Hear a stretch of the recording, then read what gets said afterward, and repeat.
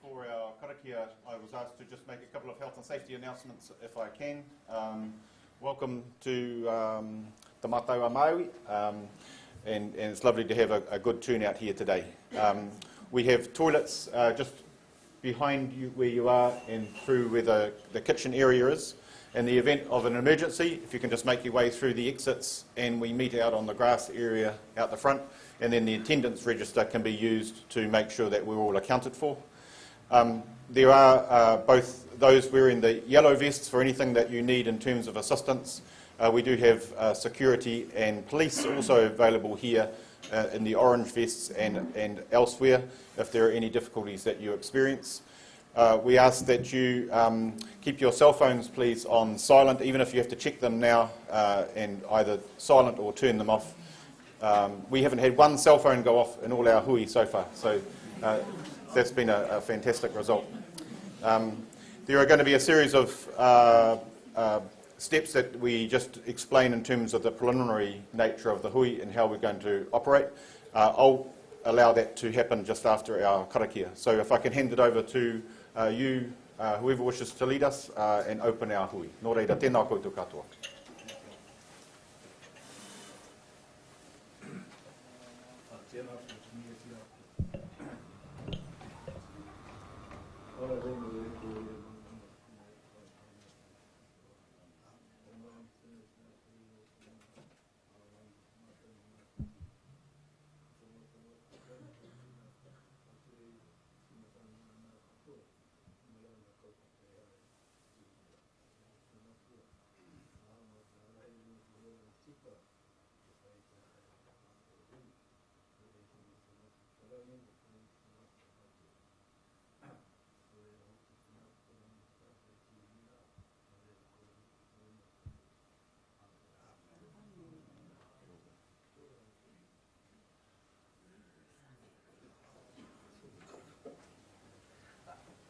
Hei mori ora.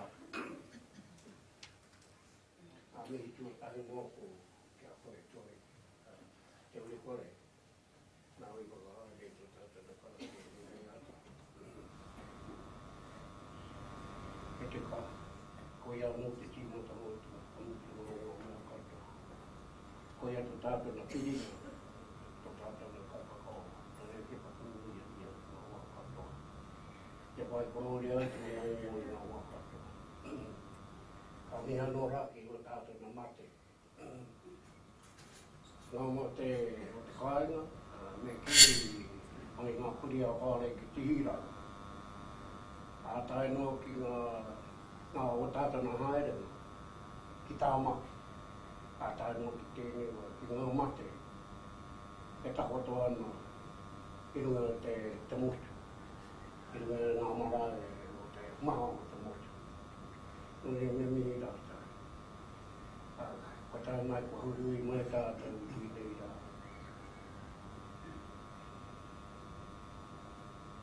Ka ki au, kai au te wā, nā te mea. O rātou nā mate, ka hono rātou i tēnei rā i runga tēnei hui hui. Nō rea ka ki au ka rea te wā ki a rātou. Ka hoki mai ki a tātou te hungoa. Kai whakahae, kia koe rua. Ngā roia, ki ngā rangatira katoa, a te whakatoa ea, o tā mai nei uwe te kau te Petitioners. E whai haere nei tātou i ngā whakahaere ngā Petitioners, me te korau nāmu.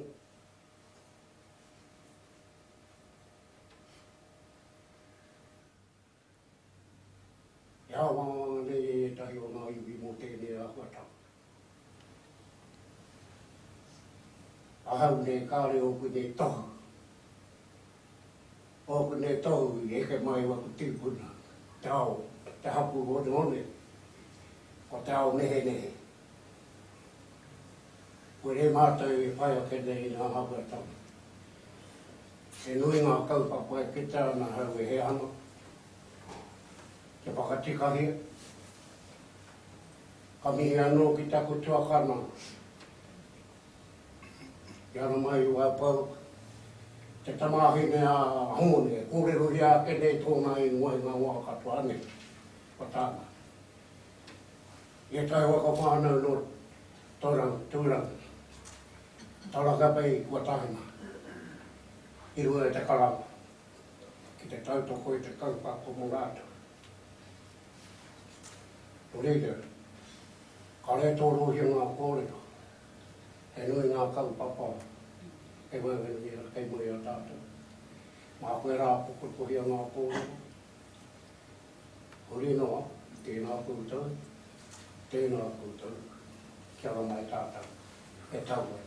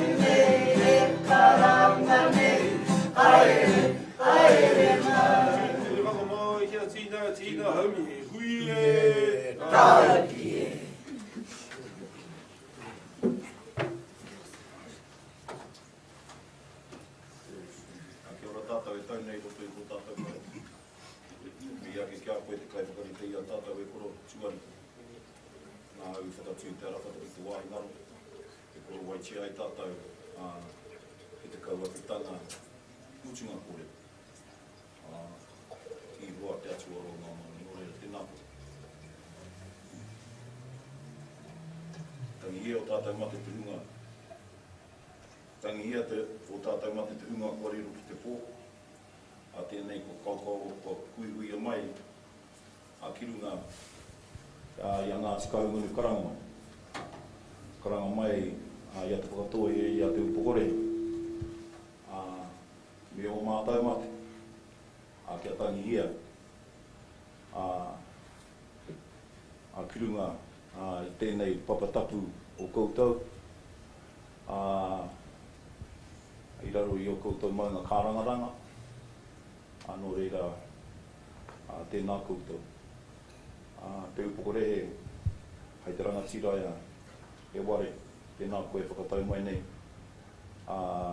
I ngā uri e noho nei i roto, i te rohe, i roto mai o tūranga,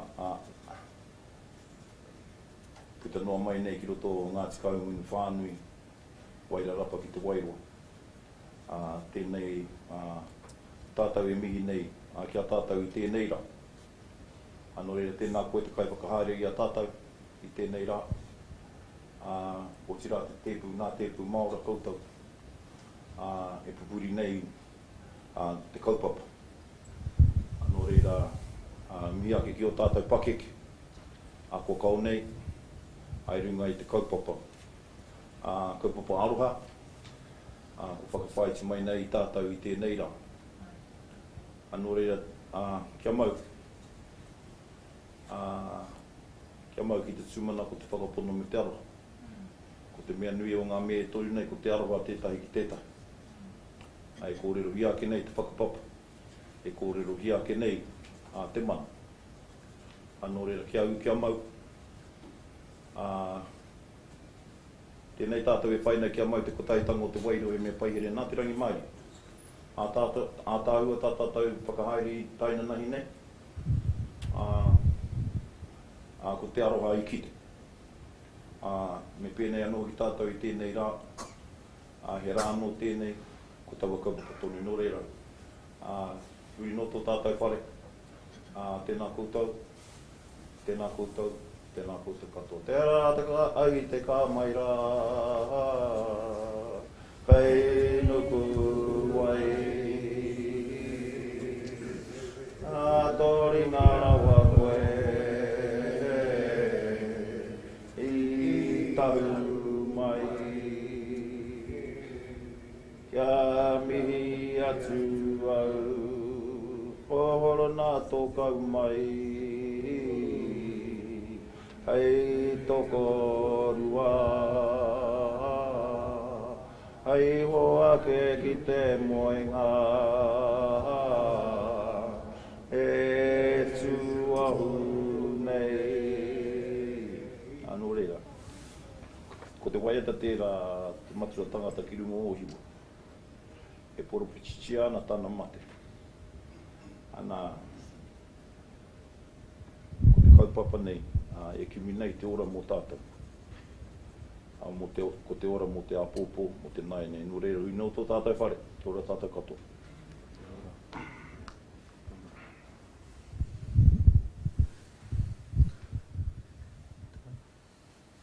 Ai te pāpā, ko tēnei te mihi ki a koe, i o pupu whakamuimati. Koutou mā, mihi mai ki a mātou, e hui mai nei i roto i tēnei kaupapa. Nō reira, tēnā koutou. Ko wei tēnei, ko Leo Watson tōku ingoa, no Ngāti Pākehā hau, ko taku puti no Ngāti Kahununu nei, no reira ka noho au i roto i tēnei rohi a tāho, no reira i raro i te maru o kahurāna ki maunga, ko tēnei te mihi atu ki a koutou nau mai, hara mai ki tēnei rohi, Whakatohea whānui. Thank you for allowing me to carry on this facilitation. I've met most of you now. I thought it would be a useful exercise just at the start, if we could just have a show of hands for those who have not yet participated in any of our hui. Has anyone, will this be the first hui for? Okay, so welcome. I just was going to rush through my prelims, but I'll just take them a little bit more slowly then. We had just a little safety briefing and just wanted to make sure, as the message was given to us in Auckland, I couldn't participate tinana, but I came on and heard the kōrero at the start, that the whānau are really wanting to make sure that this is a safe space for the mokopuna, for your pakeke, for everybody involved. And so we're going to focus our kōrero constructively and respectfully.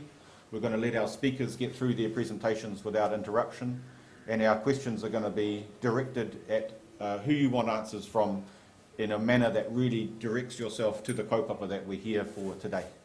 And I really ask for your cooperation in that regard. Thank you so much. There's an attendance register, as you know. It really is important that you fill that in. Please do so. The hui today is being streamed and recorded, so it's available on YouTube. There are a couple of hui yet to come, one down in Wellington next Sunday, and one thereafter the following Monday by way of online Zoom. We have a series of presentations to give, and then I'm going to make sure we have plenty of time for questions and answers. The way we're going to run that, there is a roving mic. Can you just, you'll have that, eh? And if you put your hand up when we get to question and answer time, please allow the mic to get to you first before you start talking. That allows those who are listening on stream to be able to hear your kōrero. If you can give your name when you start and ask your question to whoever you want it to be answered, that would be really helpful. There has been some feedback from the questions and the way in which they're being asked. I'm sort of, you know, in a rugby game, the best ref is the one that you don't realise is there. So I'm trying to sort of keep a low profile. We have a tendency, I think, to be not asking questions but making statements, which is fine to a degree as long as you are asking for clarification and confirmation from those who are giving their presentations. There's also been some feedback that we've perhaps got 5 or 6 questions in one go. Just in terms of fairness for everyone who's wanting to ask their questions, if you can make sure that your question is asked and then allow time for others. I don't really want to be interrupting, and I have been sort of applying a bit of a light hand in that regard, but just to making sure that everyone gets an opportunity. That's all my interest is, to make sure you all have a chance to ask your pātai. We have got a time frame here whereby we've got some presentations, then question and answers, and we've got some kai. The hui is meant to conclude around 1 o'clock. The other hui have been going a little bit longer than that, but if we can just bear that in mind to make sure that we are respectful to our haukainga, I'll try and wind up by 1 or just thereafter. Isaiah, could you come forward? I think it'll be useful to have your kōrero just around the voting. So I've been giving this message at the other hui, but I want to welcome Isaiah from election. Come and sit beside me, Ewa. Oh, you can stand. Would you just flick down to the bottom slide, please? So there should be 5 slides there.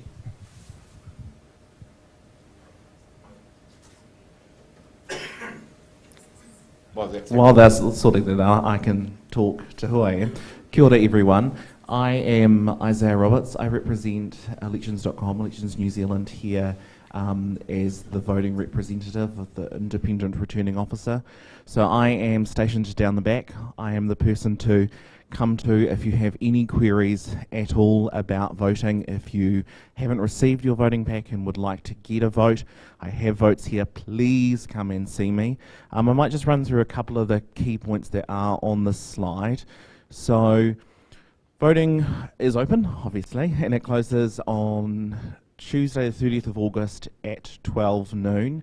If you are registered with the Whakatohea Māori Trust Board, which I note that abbreviation is typed wrong, or you signed the Opokorere petition, you have been included in the initial sending out of all of the voting packs. Now, we have had quite some delays with New Zealand Post. They appeared to start arriving on Thursday this week into people's mailboxes, where we were hoping for it to have been earlier than that. So if you haven't received it yet and you are in one of those 2 camps, please come and see me before you leave today, because like somebody helped today, their address was out of date, so it's gone somewhere else. So just come see me. One of the key points for special vote, so if you're not in those groups, you can still vote. You come and do a special vote with me and I can help you through that process.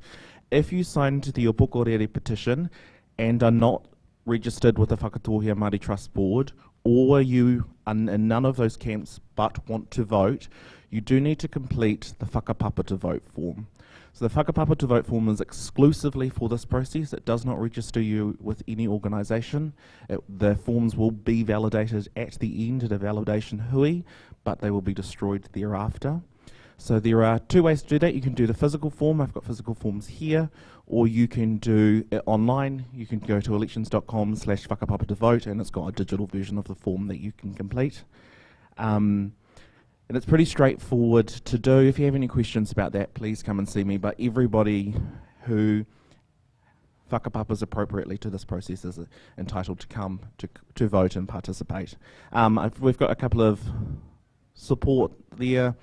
There's IRO, Independent Returning Officer at elections.com, vote at elections.com. Both of those will get you some help.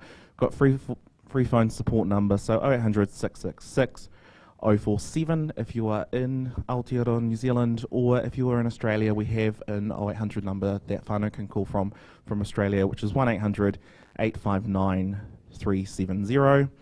And there are 3 ways to vote. You can vote online through PIN and password. Those who have already been sent credentials email. So if you had an email on either of the databases, you've been sent an email that has your PIN and password and a link to the online voting site. And whānau that might not be here today that would like to vote, they can email IRO or vote, and we can get them a vote that way. You can post back your completed voting form that's been sent out to you in the mail, or you can come and see me at the back and do a vote here today. Ka pai?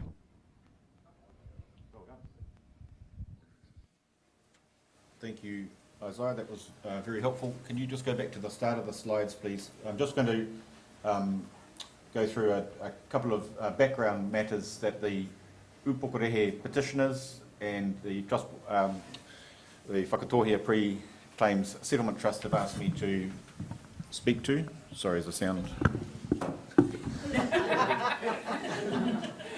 It's. You might just want to tell some people at the back that there are 4 spare seats up here. Oh, kia ora. There are some four seats up the front here and 2 right up the front if you want to be close by me. If people are wanting to come up, feel free. The timeline here set out on the note, back to that, the top slide which says timeline. Thank you.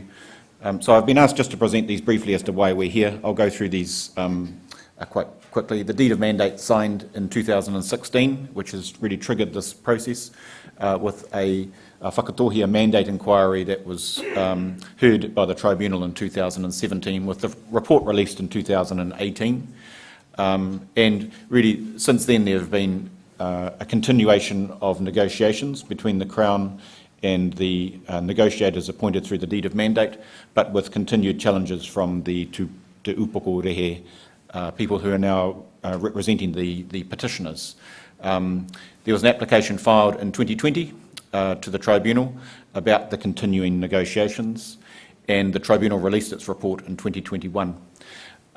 With this petition that has been filed that's triggered these hui also set out in 2021, and now we have these mandate hui happening. Next slide, please. The mandate, what is it? It's a process to appoint representatives to enter into negotiations with the Crown to settle your historical claims under Te Tiriti o Waitangi. That mandate was recognised in 2016 and given to the WPCT. As part of that mandate from 2016, there are a whole range of accountability mechanisms, but one of them is a hapu withdrawal mechanism, and that's been triggered. So it's always been there as part of the deed of mandate, and Te Upokorehe petitioners have sought to trigger that and have triggered that mechanism. Thank you. The deed of settlement itself will be explained today as part of the presentations. It's yet to be ratified, but it seeks to settle the historical claims of those hapu that are listed there, and also the claims that derive from those who whakapapa to those of your tipuna muriwai and or tūtāmure. It was initialled in 2021. So the final step for you as a people would be ratification, and that has not yet happened. This process has to happen first. Te Upokorehe petitioners, who you will hear from today, have triggered that vote to amend the mandate and therefore remove Te Upokorehe from the Whakatohea settlement. Thank you. So what's that process that they have to follow? The petition requires at least 5% of adult members of the Whakatohea, and that reaches the threshold to commence the process. Then there's a meeting held between the Whakatohea Pre-Settlement Claims Trust and the petitioners. And then there have to be at least 5 publicly notified hui, and we are in that process right now. There also has to be a voting process, and you've had that explained well from Isaiah. The petitioners, after these hui, will present a report to the Crown and also to the Claims Trust, and they will decide on whether the mandate is changed or not, or whether the deed of settlement as it's currently structured continues to vote for ratification. And then the final slide was the one we've just discussed about voting. Thank you. Could you just set up the slides now for our first presenters? Can I give the floor, please, to Upokorehe petitioners to provide your information.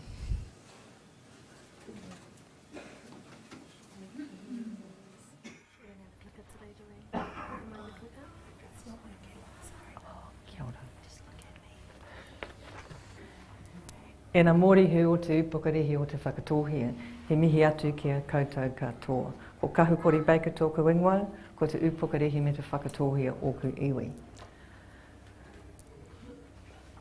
I know I have to place myself here because I don't want to stand in front of the projector. Thank you all for coming this morning and for listening to what is our second to last kanohi ki te kanohi koe, and then we've got one on Zoom. I'd just like to make a few opening observations, and that is, we all know this is a really emotional issue for a lot of our people. There's a lot of heartache and work that's gone into the last 12 years. So we also ask everybody to keep that in mind and to give everyone a fair say, and to keep all our whānau safe, because we've seen instances where the process can quickly deteriorate and be an unsafe process, and we're trying to keep that a safe process. So I just raised that. Secondly, the upukarehi petitioners do have a different view of the primary whakapapa of upukarehi and of the status of upukarehi. And our kaumātua have made it clear that these hui are not about discussing all the ins and outs of the whakapapa. They are yet to put their kōrero down in terms of the kōrero tuku iho and get that recorded as part of the historical account of this country, and they want to be able to do that in a safe way. So we're just making that point as well. Next slide, please. So that's what this process is about. It's about the upukarehi petition. And upukarehi believe that since 2010, the Crown has actually worked against upukarehi. Firstly in the Ngaituhoi settlement and then in this settlement. We've just heard that the Crown and the WPCT want to finalise the settlement and include upukarehi in that vote, and upukarehi want to withdraw from that vote. Next slide. So upukarehi filed a petition 15th of November with 718 signatures that seek to remove upukarehi from the mandate. We needed to meet a threshold of 5%. The petition was 682, and that's what's triggered this process. And I'd also like to, I saw it was up on the slide that the facilitator raised, but I'd also like to make the point again that this is part of the accountability process that is already in the mandate. So upukarehi have a right to trigger this process, and they do not accept the mandate as a pre-settlement claims trust. We've heard that there are upukarehi representatives on the pre-settlement claims trust. The upukarehi petitioners have not given them their mandate. Those people have not come and spoken with upukarehi or included upukarehi in the kōrero. So upukarehi wish to withdraw from that. Next slide, thanks. This is what the petition actually stated, that the Crown and the Pre-Settlement Claims Trust plan to initial the settlement, that the voice of upukarehi iwi is not heard in that settlement, that our whakapapa and claims are distinct from te Whakatohea, that te upukarehi object to being swept into the settlement as part of te Whakatohea, that upukarehi object to the whenua and sacred sites being given to Whakatohea as part of the settlement, and that te upukarehi iwi want to continue to stand in our own mana and have the Crown engage directly with the te upukarehi about our whenua and our wāhi tapu. So the petition said that urgent action is required, and we are asking all those who whakapapatu te upukarehi to join our petition to show the Crown that te Whakatohea does not have our permission or agreement to progress the settlement for upukarehi. And by signing the petition, you're telling the Crown that you want upukarehi, its claims, whenua and sacred sites removed from the Whakatohea settlement. I'd also like to clarify the point that the only way you could sign the petition and be verified as if you did whakapapatu te upukarehi. Next slide.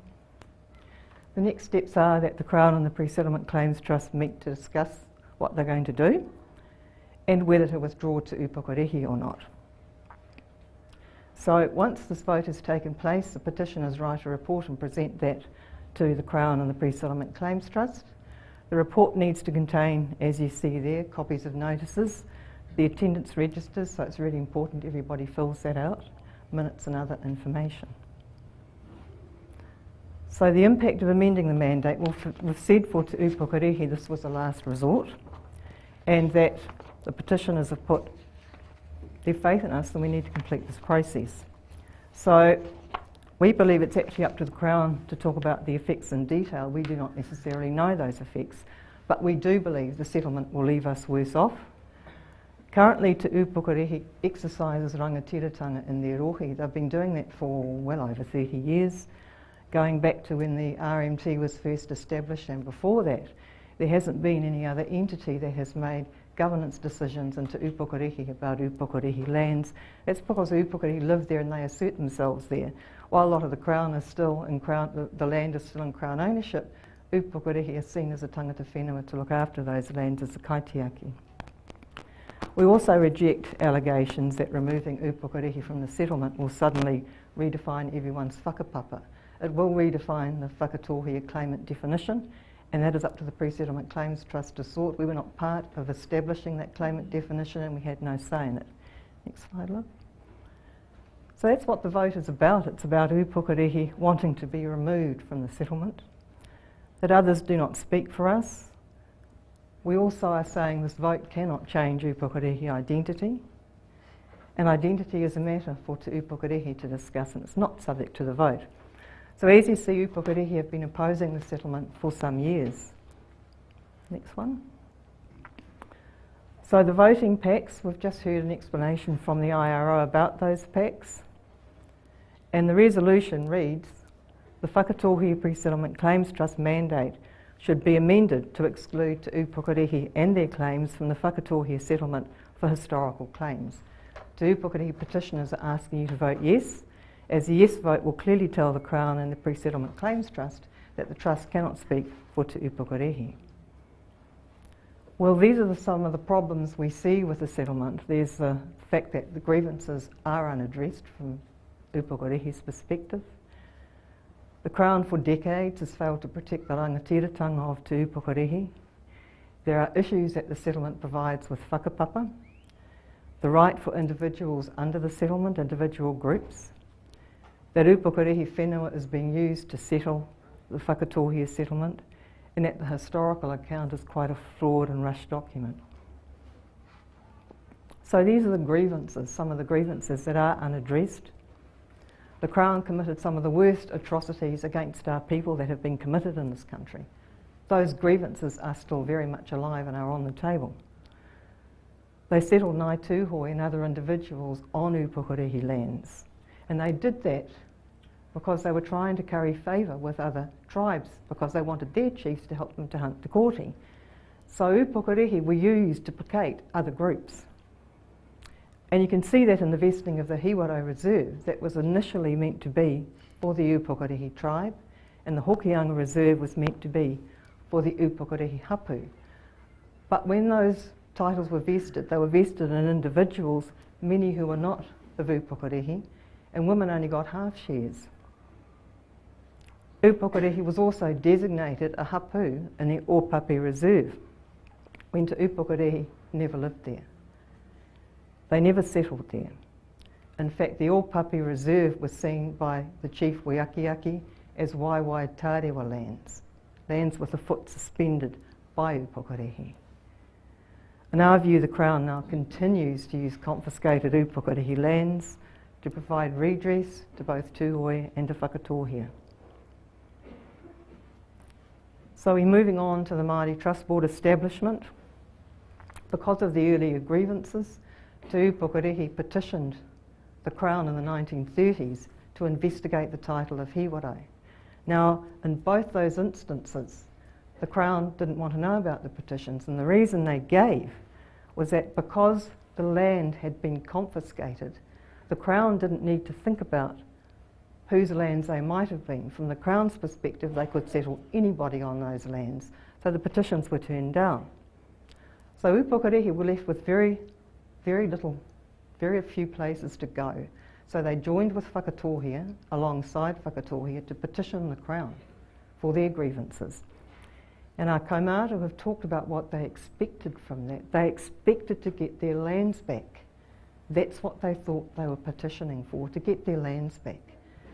They didn't expect to get money coming back, or that it would go into one putia and that an entity would be set up. And this was the entity. It was set up with 6 hapu on the board with 2 representatives each, and Te Upukarehi was put in there as one of the hapu.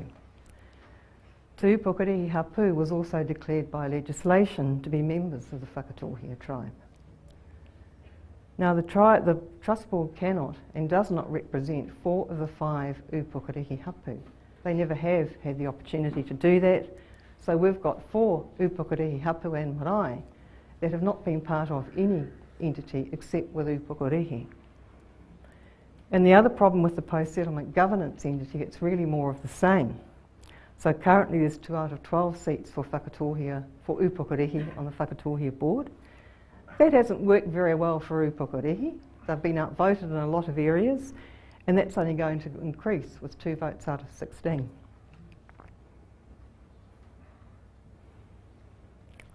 So even the way this process is carried on, we believe the Crown continues to fail to protect the rangatiratanga of Te Upukarehi. The Te Upukarehi Tribal Landscape Report is currently being commissioned. Now, that is a really important report because there is not a research report at this point written telling the Te Upukarehi story.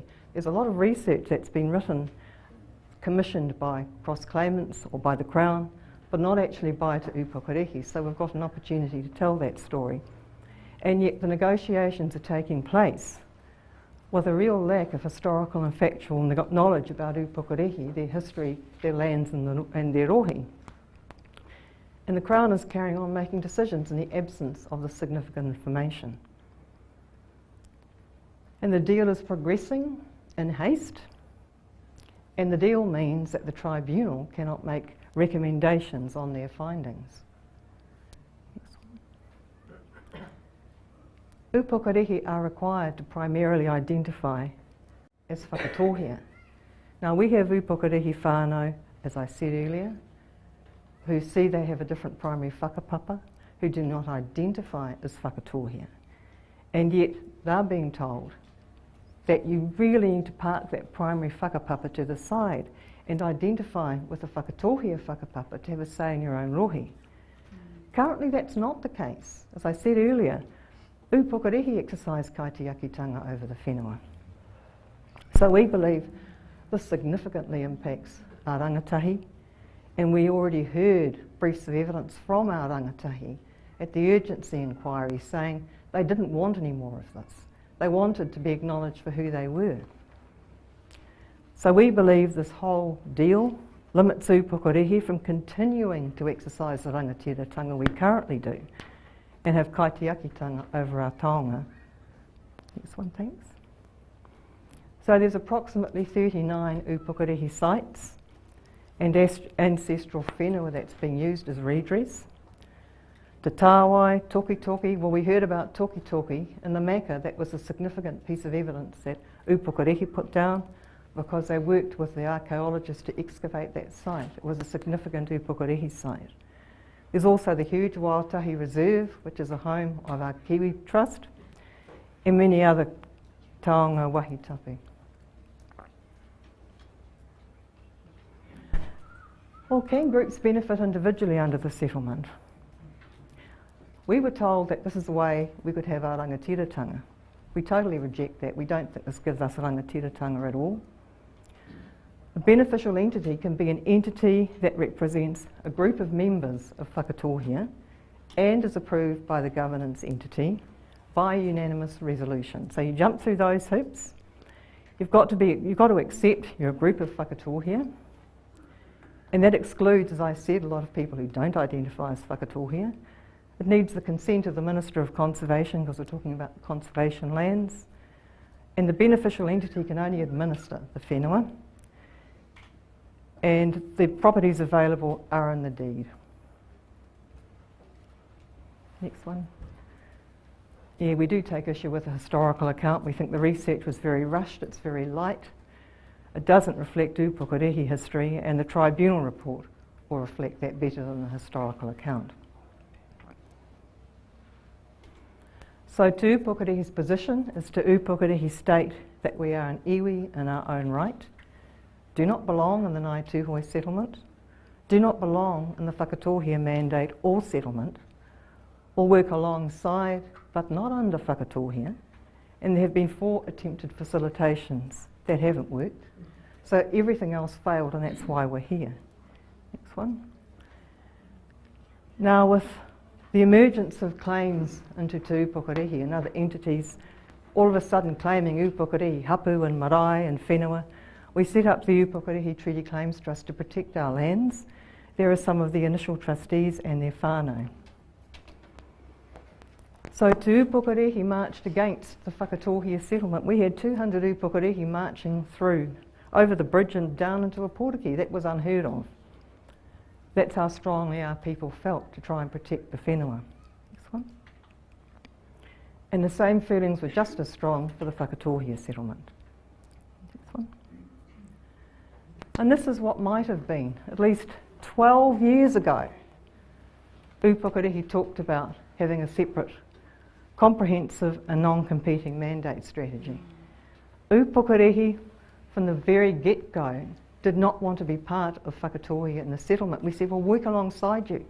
Let's look at how we can work alongside you. We wanted to seek a mandate from Upukarehi that would represent the Upukarehi claims, which meant our people mandate our people for our rohi. The Whakatohea hapu have the right to do the same, and then both groups get together, work out the protocols, work out how they're going to do that. It was also supported by a number of Whakatohea claimants, but not by the Crown. So we see that as a significantly missed opportunity, and if the Crown had gone down that track, we probably would not be here today either. Next one. When we talked about a separate non-competing mandate, this is what we were talking about. Area A, that's the Whakatohea Tūturu Rohi. Area A, Upukarehi Tūturu Rohi. Area B, Whakatohea. Area C, shared, not just with Whakatohea, but with whānau Kai, Ngāti Ruapani ki Waikari Moana, Taitanga Mahaki, Tūhoi. Those are the groups in Area C. Now, it was said yesterday, I think you might have made the point, Maui, that this map hadn't been put up before. Actually, I'd like to remind everybody way back when we first started talking about the comprehensive and non-competing mandate strategy, we had a pretty huckery type of map, so you wouldn't have seen it, but the next slide will show you what we started with. We put that up at all our facilitations. So you can see we were talking about it. Okay, it's not flash, it was hand-drawn. Sitting around with our kaumata over a cup of coffee trying to track those little lines on their kitchen table, but we did put it up there.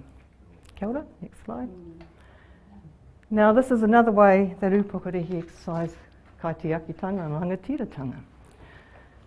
Te Upukarehi decided that we were going to present our own evidence at the Waitangi Tribunal, and here's the team. They were looking at how were we going to represent that knowledge, because Upukarehi have not wanted to go into print because often their sacred knowledge has been taken and used against them. So the kaumata were decided that we were only going to present about 100 of the sites that Upukarehi knew of. And there is significant evidence in that document. The sites were given the connection with Upukarehi, the names, where that came from, the purpose, what they used for, are they a fishing ground or park, whatever they are, it was all in there. And there were only successful mana whenua groups that got awarded customary marine title. So the groups that were successful were Te Upukarehi and the 5 hapu of Te Whakatohea.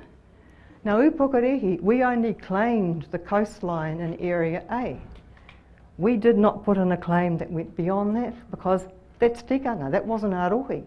Our kaumātua didn't want us to claim beyond what was our rohi, so we didn't. There was an application put forward that was iwi-wide that was not successful. The iwi-wide application was not successful. The successful customary marine title claims were the 5 hapu of Te Whakatohea and Te Upukarehi. Next one. Now, we're going to ask our kaumātua Trevor Ransfield to come up and talk through some of the work he does as Kaitiaki in our rohi. Good, Trev.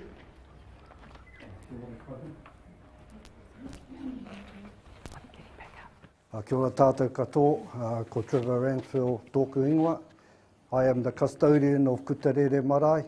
I am the treasurer of Kutarere Marae. I'm also the member of the resource management of Te Upukarehi Iwi. And These are some of the projects that are up on the slide, but I will talk to them. And firstly, I just want to acknowledge all our Kaitiaki within Te Upokorehe. We have over 20 Kaitiaki that work on a rotational system within the rohe of Te Upokorehe. And as you can see, our Kaitiaki chart is over there to my left, and over to our right is our rangatira chart. This is our resource management plan. Te Upokorehe iwi resource management plan. This is it here. This is what we are guided by, this plan here. And in this plan here, in the chapter 3, it talks about the Treaty of Waitangi. It talks about the principles and the articles of the treaty. It's all in here, in our resource management plan. And that.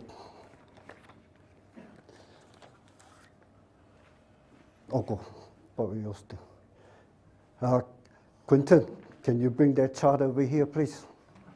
While Quinton's bringing the Kaitiaki tanga chart over to the middle, I just want to explain some of the projects that we have been doing within the Upokorehe, within our resource management. The first one is our whale project. In 2014, 70 pilot whales stranded in the Ohiwa Harbour. Under the customary recovery report from Papa Atawhai, Upokorehe kept their whales. They took the mahunas off, they buried the bodies in the Ohiwa spit, and they set up Roimata Marae. They closed it off for 2 years. They set the wharekai up for a laboratory. So the researchers and the tohunga of Napier, Ramari Stewart, and the whānau of Upokorehe, and they also invited whānau or members of Maina Kuria Whare ki Tihiro to come and help on this recovery. 70 pilot whales, that's internationally and nationally the biggest collection around. In the museums you might have 6 or 7, but in one group, sitting up at Roimata Marae, you've got 70. They extracted the oil, they extracted the jugulars, that's the korokoro, they extracted the jaw bones, they extracted the ear bones. They were all preserved under the researchers of Otago University. That was a huge project that was undertaken of Upokorehe Kaitiaki. The next one I want to talk about, and this is a big one, this is the pipi monitoring in the Ohiwa Harbour.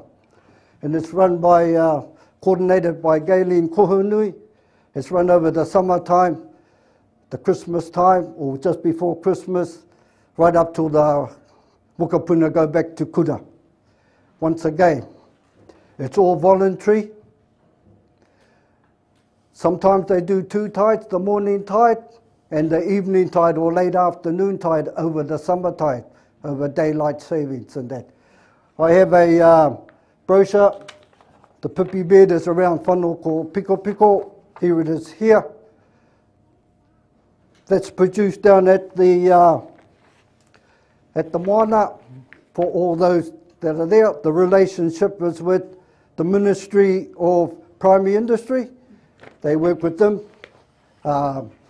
Rangers, what do they call them? Eugene Hunia, one of Alpha Nona, he's down there, and that. But they are there to monitor the take of the pipi, to look after our pipi beds. The brochures include the data, what you're allowed to take. It also talks about reporting illegal activity. It also has information of no vehicles on the mudflats, no dogs on the mudflats. Why? Because this is where the dotterels nest around whanau Piko Piko, the New Zealand dotterels. And I have a photo here on the back of this brochure, down the bottom here. That's to keep, when they nest and that, the animals off there.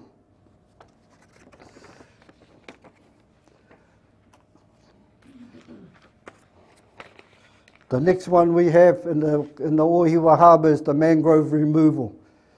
Probably one of the very few iwi that remove mangroves in the harbour. We have a working group of 10 working 3 to 4 months of the summer holidays. And we also have or invite volunteers from the community of Ohiwa to come and help us.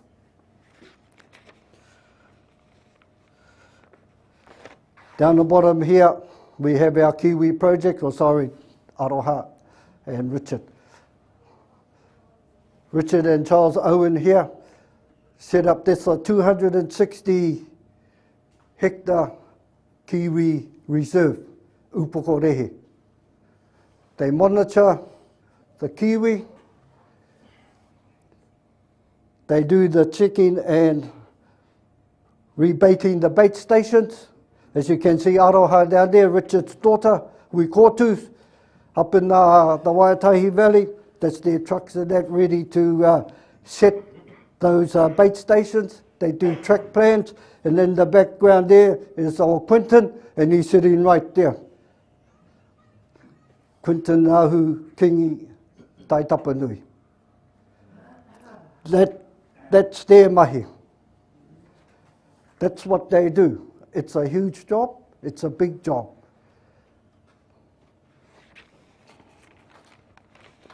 The next one I'll talk about is the Upokorehe solar energy power. We have a 180 hectare farm of solar energy. We're working on, at the moment, with all the data, the soil testing from this farm that's now under the researchers and that. It's sitting in the laboratories for the soil to be tested. It takes up to about 6 months and that. And when we come back in that 6 months, we get all the data and that, then we move forward with we have the resource consent for that project. That's a 180 hectare farm, solar power. Unikawa Tamawhai. We have a memorandum of understanding with the Bay of Plenty Regional Council as Kaitiaki of the Unikawa Tamawhai power sites at the entrance of the Ohiwa Harbour. We have a yearly inspection. Us as kaumātua of Upokorehe, we go up there with the Regional Council and also with the farmers who lease that property out or that reserve out up there. Once again, it's a huge mahi and that there's about 67,000 people that walk that track. We have 2 tracks up there that go around Ohiwa over the Unikawa Tamawhai and back around the Brian's Beach down the bottom and that. Site visits. Us in the kaumātua do the site visits of the rohe of the Upokorehe. Myself, Uncle Wally, Uncle Jury, sitting down here in the front, and Quinton and them over there, our rangatahi and that, working alongside us and that. The expert advisors come from the kaumātua when you're dealing with resource consent, and that's mainly to do with subdivisions and that, and housing and that within the area.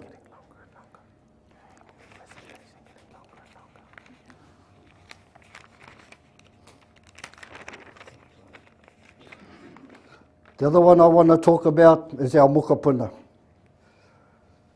Every school holidays we have a working program for our mokapuna, and there they are in their high vest and that. One day of the program we always do a clean-up. Do a clean-up of the rohe, of the Upokorehe, around the Whakatohea Beach, the Ahioa around there, and they go around there and pick up all the rubbish and that's left behind. The highway, or not the highways, but on the side of the roads and that, down Wharf Road I'm talking about, not the state highway. the mokapuna there. They play a significant role in our Kaitiaki-tanga. And there you can see them down the bottom. And that mātauranga, they're learning about the pipi. And we're talking about the pipi also. Upokorehe is the only one that pipi maroke. They dry the pipi, they preserve the pipis. And that's been mainaro. It's been handed down, and they still do that today. That's what we do, and that we acknowledge all our kaitiaki, and that you can see where the whales beach, there was 70 of them. You can see our Kiwi project, just to summarise it up. This is the best that we have, our upokorehe na kaitiaki taiao, and this is some of the mahi that we do. Just go back onto Kahu Kore's slide up there. We sit on the Maina Kuri Whare ki Tihiro, not as a hapu of Whakatohea, we sit on there as a iwi too. We sit on the Ohiwa Harbour Implementation OHIF Forum Coordination Group, we sit on that, OSIG, what they call OSIG, the Ohiwa Harbour Coordination Group.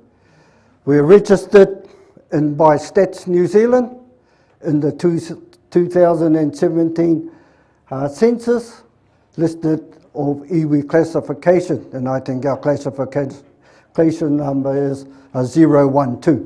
So we are there, we're on there. So that's where I'll leave it for now. And that's so thank you. Thank you, Kahu. You heard Trevor talking about the whales. This is a really good shot of them. We've said earlier that that was seen as a tohu for our people because they came when we had our backs up against it, trying to push back on the settlement. So that is how that was seen. That's what our kaumātua has said about those whales when they landed. Thanks, Quentin. That it helped anchor their mauri and our mauri forever at the Ohiwa Harbour. And our kaumātua also have one word about the treaty settlements process. But before we do that, the questions also come up, I think, at 3 of the hui. What is Upukorehi's vision for the future? Well, it's quite simple. We want the tribunal to be able to make recommendations, and we believe our original mandate process is the way forward. And why is that?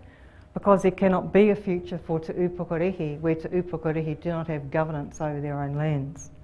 We want to continue and take the significant strides we've already made, and to continue to stand strong in our identity as Te Upukorehi.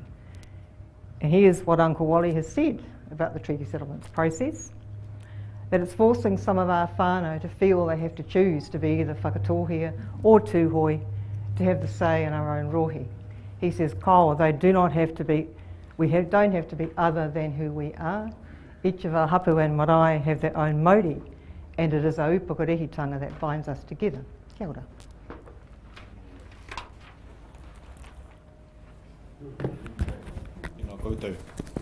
Kia ora, just checking sound. I just want to acknowledge everyone for listening respectfully to that kōrero. So really appreciate that from you all. Thank you. I want to invite the Crown to come forward. Perhaps also introduce your team, Jacob. And if you can get a mic on your lapel. Would you better help just with those slides? Thank you so much.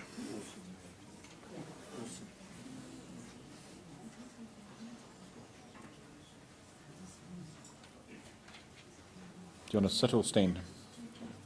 I will stand. Okay. Over here. Tēnā koutou katoa, ko Jacob Pollock toku ingoa, ko kai whakahaere ki Te Arawhiti, the Office for Māori Crown Relations. I'm the Acting Negotiations and Settlement Manager for the Eastern Bay of Plenty negotiation team, which is responsible for the Crown side of the Whakatohea treaty settlement negotiation. I'm here with my colleague Rhiannon Bertord-Gander, who's just taking notes somewhere in the middle there. So I'm here today to talk about the consequences of the effect of excluding Te Upukorehi from the Whakatohea treaty settlement that was initialed in December last year.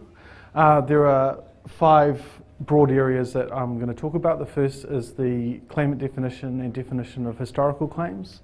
The second is the effect on the agreed redress. The third is post-settlement governance, then the settlement of Te Upukorehi treaty claims, and the Takutai Moana judgment in the High Court, which I'm going to touch on very briefly.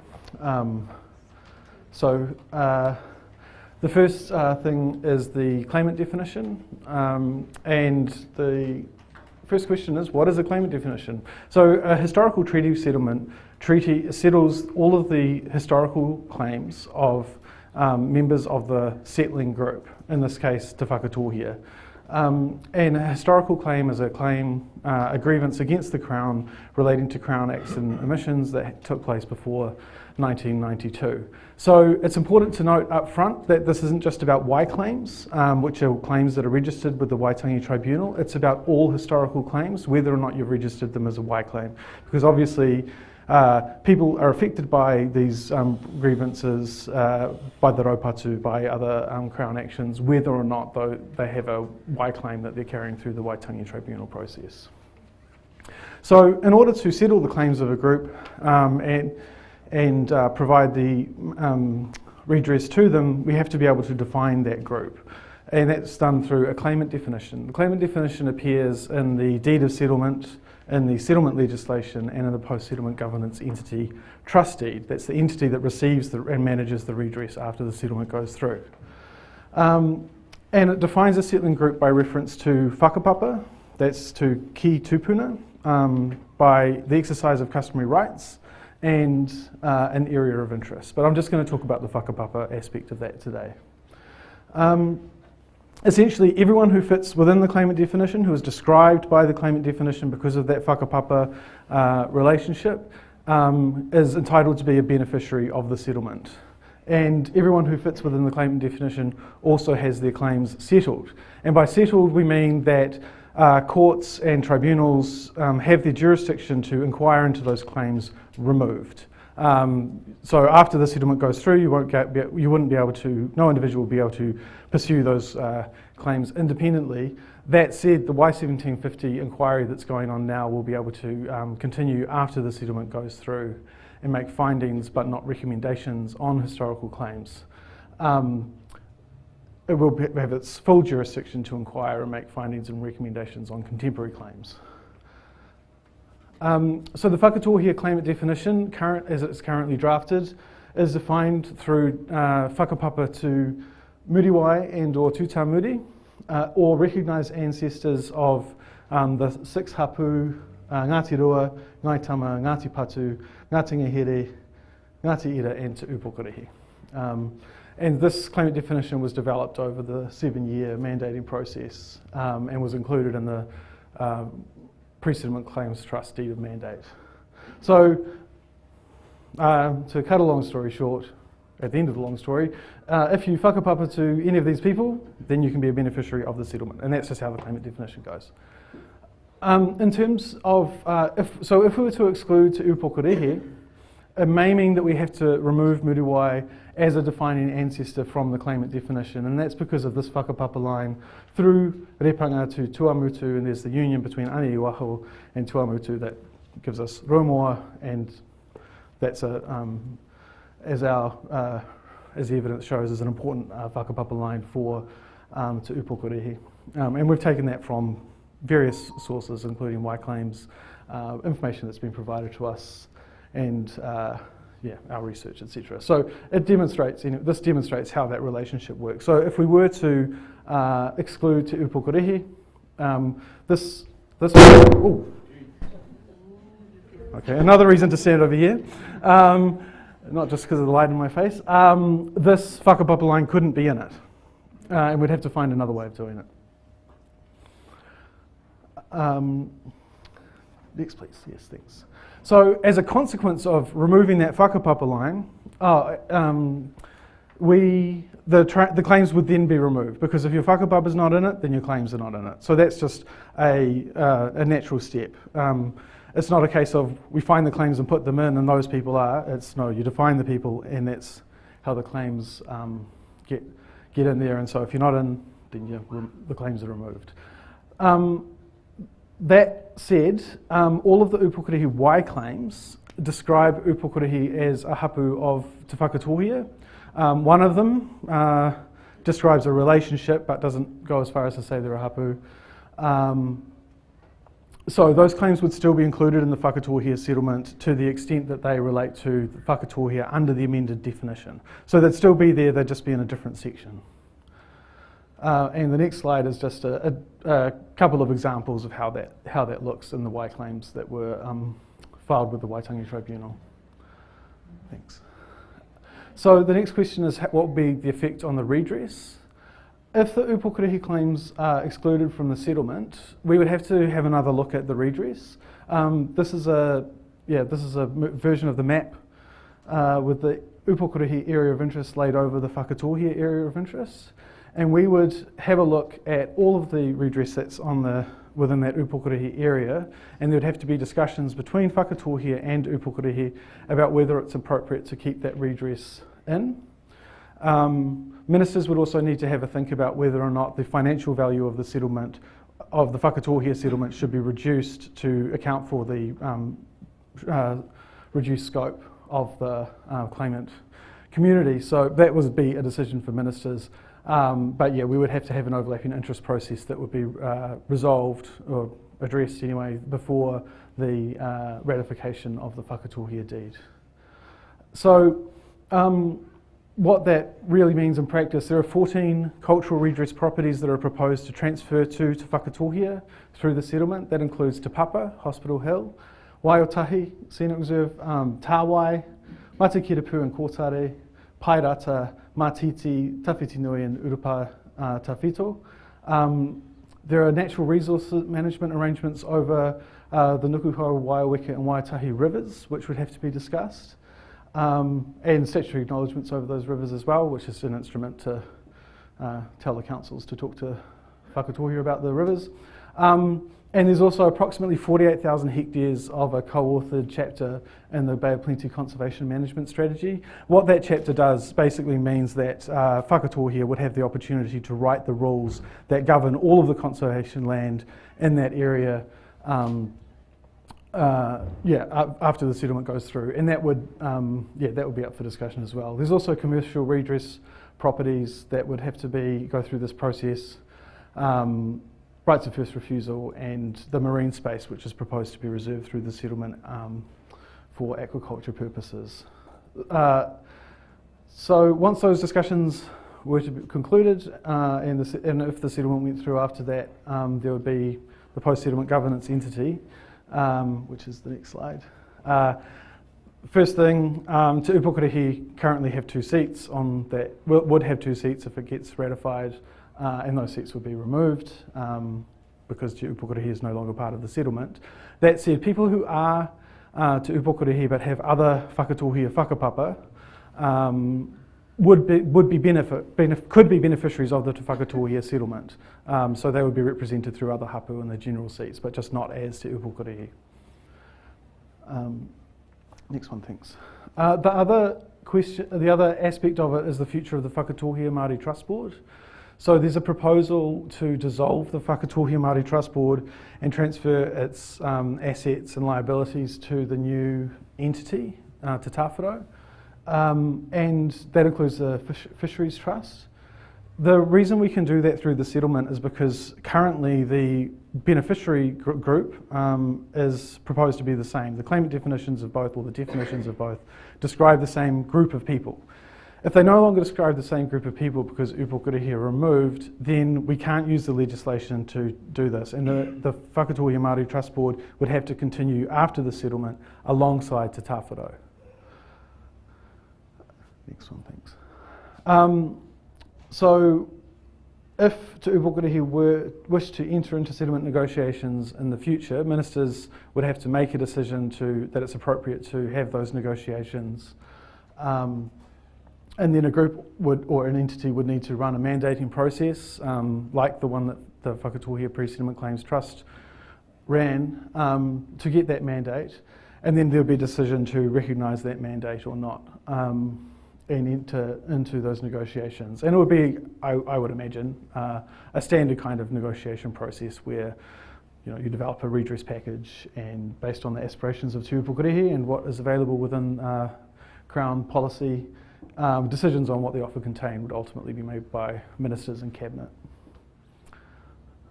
And of course, that settlement package would also be subject to overlapping interests discussions, not just with Te Whakatohea, but also with Tūhoi, Ngāti Awa, Te Atanga Mahaki and Te Whānau Kai, who are all overlapped over that group.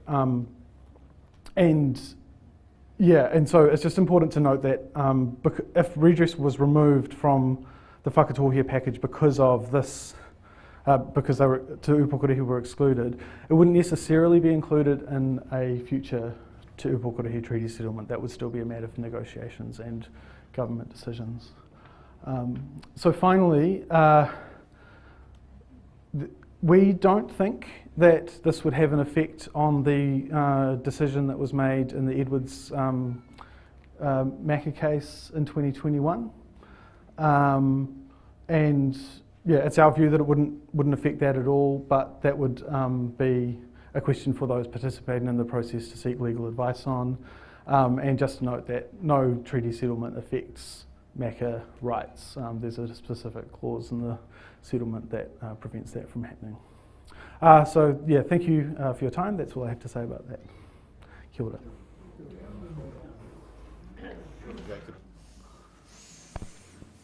My only concern, I suppose, is that we're 4 hui into it and I'm the only one wearing a tie and suit. And Jacob, you're arriving without a tie. So if we could do something about that in Wellington, please. You don't look like the crowd. No, I'm only having you on. Maui, can I ask you to come forward for your presentation? Just while Maui's getting set up, I just wanted to give a shout out to Moana and her team at Local Gecko for looking after us through the AV side and dealing with last minute changes as well. So to all of you as part of your team, thank you for managing this so professionally. Kia ora. I'm used to getting a clap at the beginning. Do you want to sit?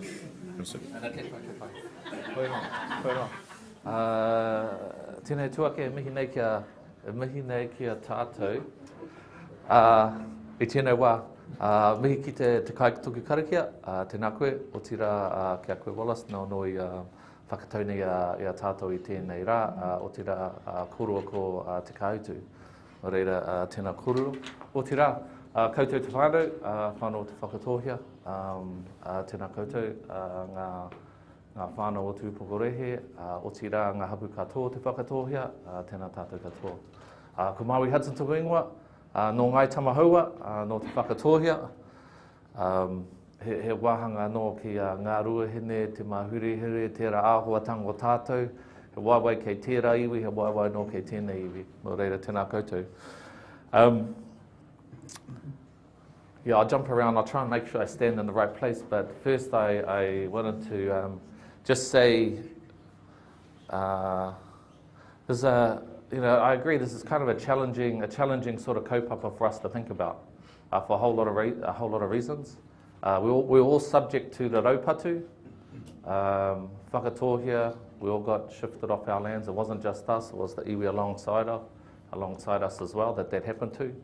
And it pushed us into places where we normally weren't. Ngā kōrero mō Te Upukorehe, being pushed across to the Ōpape Native Reserve. There was Ngāti Patu too, there was Ngaitama too. We all ended up over there. And some of us went there, Ngaitama, we're over there at Ōpape. And then there were others that chose not to. Some of the Upukorehe, Ngāti Ngāhere didn't go either. They were, different reasons those rangatira at that time made around how they would cope with the situation in front of them. And so when this now got this situation in front of us, thinking about what we should be doing. And I would much rather be talking about the pictures on the screen there, which was the initialing of the deed of settlement, which is, the almost over the finish line for what's been 150 years of struggle for our iwi. And over 30 years just trying to work with the Crown around the settling, and then another, the last 6 years trying to get to the point where it no longer became a kōrero for the pre-settlement trust, the Crown, the claimants, the Waitangi Tribunal. It actually got a chance to come out to the people so that you can have a say about, actually, this is what we want as we move forward. So that is what it is.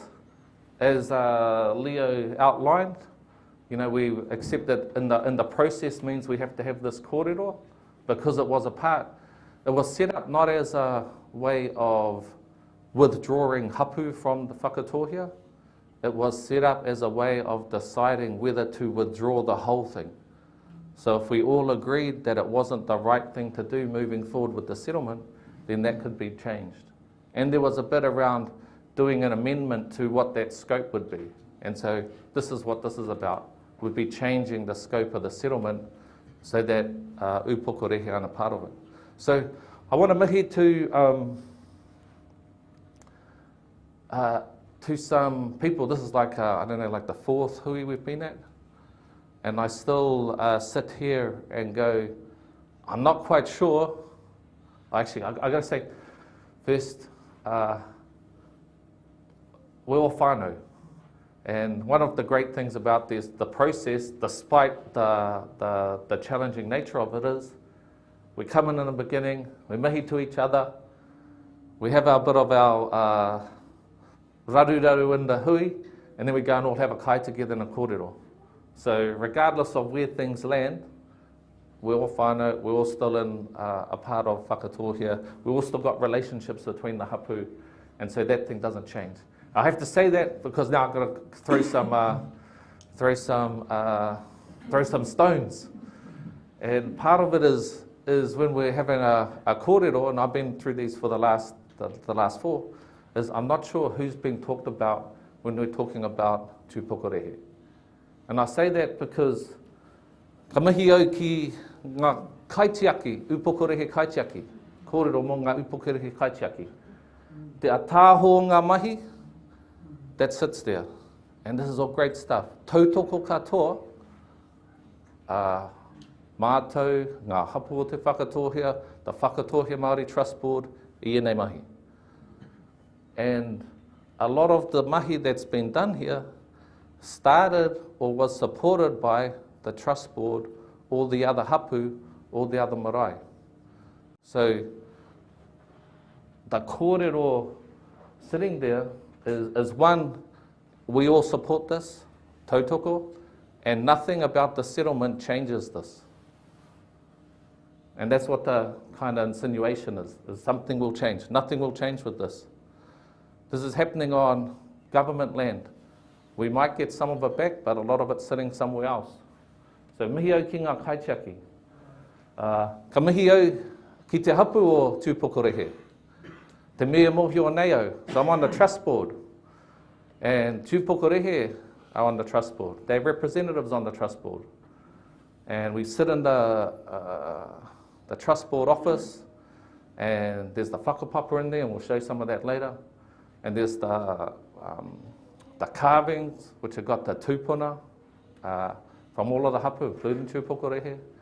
And you've got the original trustees from tūpokorehe that were a part of that. And I know when we do our distributions to the marae, it goes to Kuterere, it goes to Roimata, it goes to Maramahui.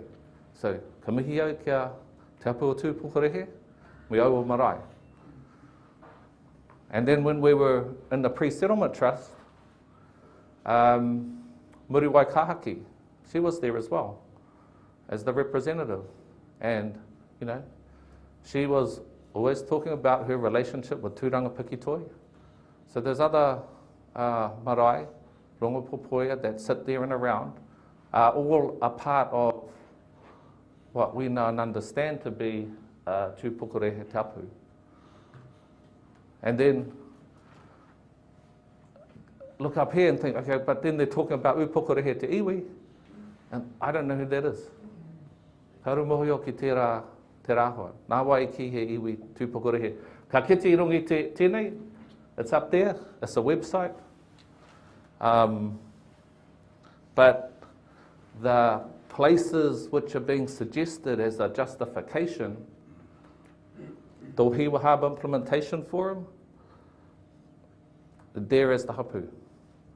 That has Whakatohea, Ngāti Awa as the iwi on it, and then Upukorehe and the Waimana Kaku as mana whenua in relation to that area. So these things are sitting there. The same with the Mai Ngā Kuri Fisheries Forum. They're there in that instance as a hapu. So the turning around of it to say it was the status of being there as an iwi isn't quite right. And the minister and the statistics stuff, I know about that because I'm on the advisory board, and that's a process which allows you to get your numbers counted through the census.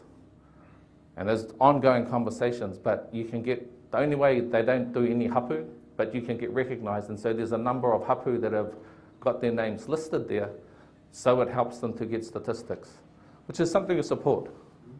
Because that's, you know, working through the Crown processes, making those changes. So that's kind of a little bit of a background. So this is just reiterating some of those things. And I think one of the bits, and it's, you know, once again thinking about this mahi, none of this is changing. This isn't what the petition is about. That's there. This is what the petition's about. These things these claims that have been made, and whether or not they're true. It's not about whether or not people signed up to them. We know there was 600-700 people that signed it. We sign all sorts of things when we get on the Facebook. So that's there. But it's saying upukorehe aren't and have never been whakatohea. The whakapapa and claims are distinct. But we haven't seen anything from that. The kōrero is, this isn't the place for having that, yet this is the decision they're asking us to make. When they're asking us to make the decision without any information, which means they're saying, trust us, we know best. And that's you know, I don't know if that's fair. I don't think that's fair. If you're making a statement like that, you have to show it. You know, show us why and what the basis for it is. They object to whenua being given to Whakatohea, and you'll see from the maps where that whenua or where that claim over the whenua sits, and we'll have a talk about that. And that's why they want to do something separate. Because they don't like the people that have been the representatives of Tūpukorehe, whatever that was or whatever that is, that have been their voice and their māngai through the negotiations process. And in the, if you'd already got the mail out, you'll see this is us talking back to those claims, like directly. They haven't and have never been whakatohea. But even before we get to the Ōpape Native Reserve, and all of these points in time where decisions have been made, those were decisions made by our tūpuna, by our rangatira, and to now come around and say, Kaitiaki, those guys were wrong. They weren't right when they made these decisions and they put these things in place. We're saying, where's it, Jacob? The Crown. Him and his ancestors made us make all these decisions. I think our rangatira were stronger than that, you know. In their ability to make decisions, they just didn't roll over. So they signed the Treaty of Waitangi. We had 7 rangatira, and they all signed as whakatohea. And then Ranginui went through and goes, oh, actually, those 3 there, they were from Upukorehe, signing the treaty. And then they go, Upukorehe is included on the Ōpape Native Reserve. We were at Waiawa Marae. If we want to talk about the right place to have those sort of kōrero, it is on the marae, where you can talk about whakapapa, you can talk about whenua, you can share that. And so we had a hui there, and Danny Paruru, who was doing the mihi to us, could point in the wharenui, in Waiawa, to the Upukorehe tūpuna that are in the wharenui. that are carved on the walls that recognise that relationship. He talked about the reason Ngāti Patu was sitting next to Tūpukorehe on the Ōpapu Native Reserve was because that's where they were, at Ohiwa and then Pairata, next to each other. So while we all got pushed off, those relationships were being reinforced or recreated.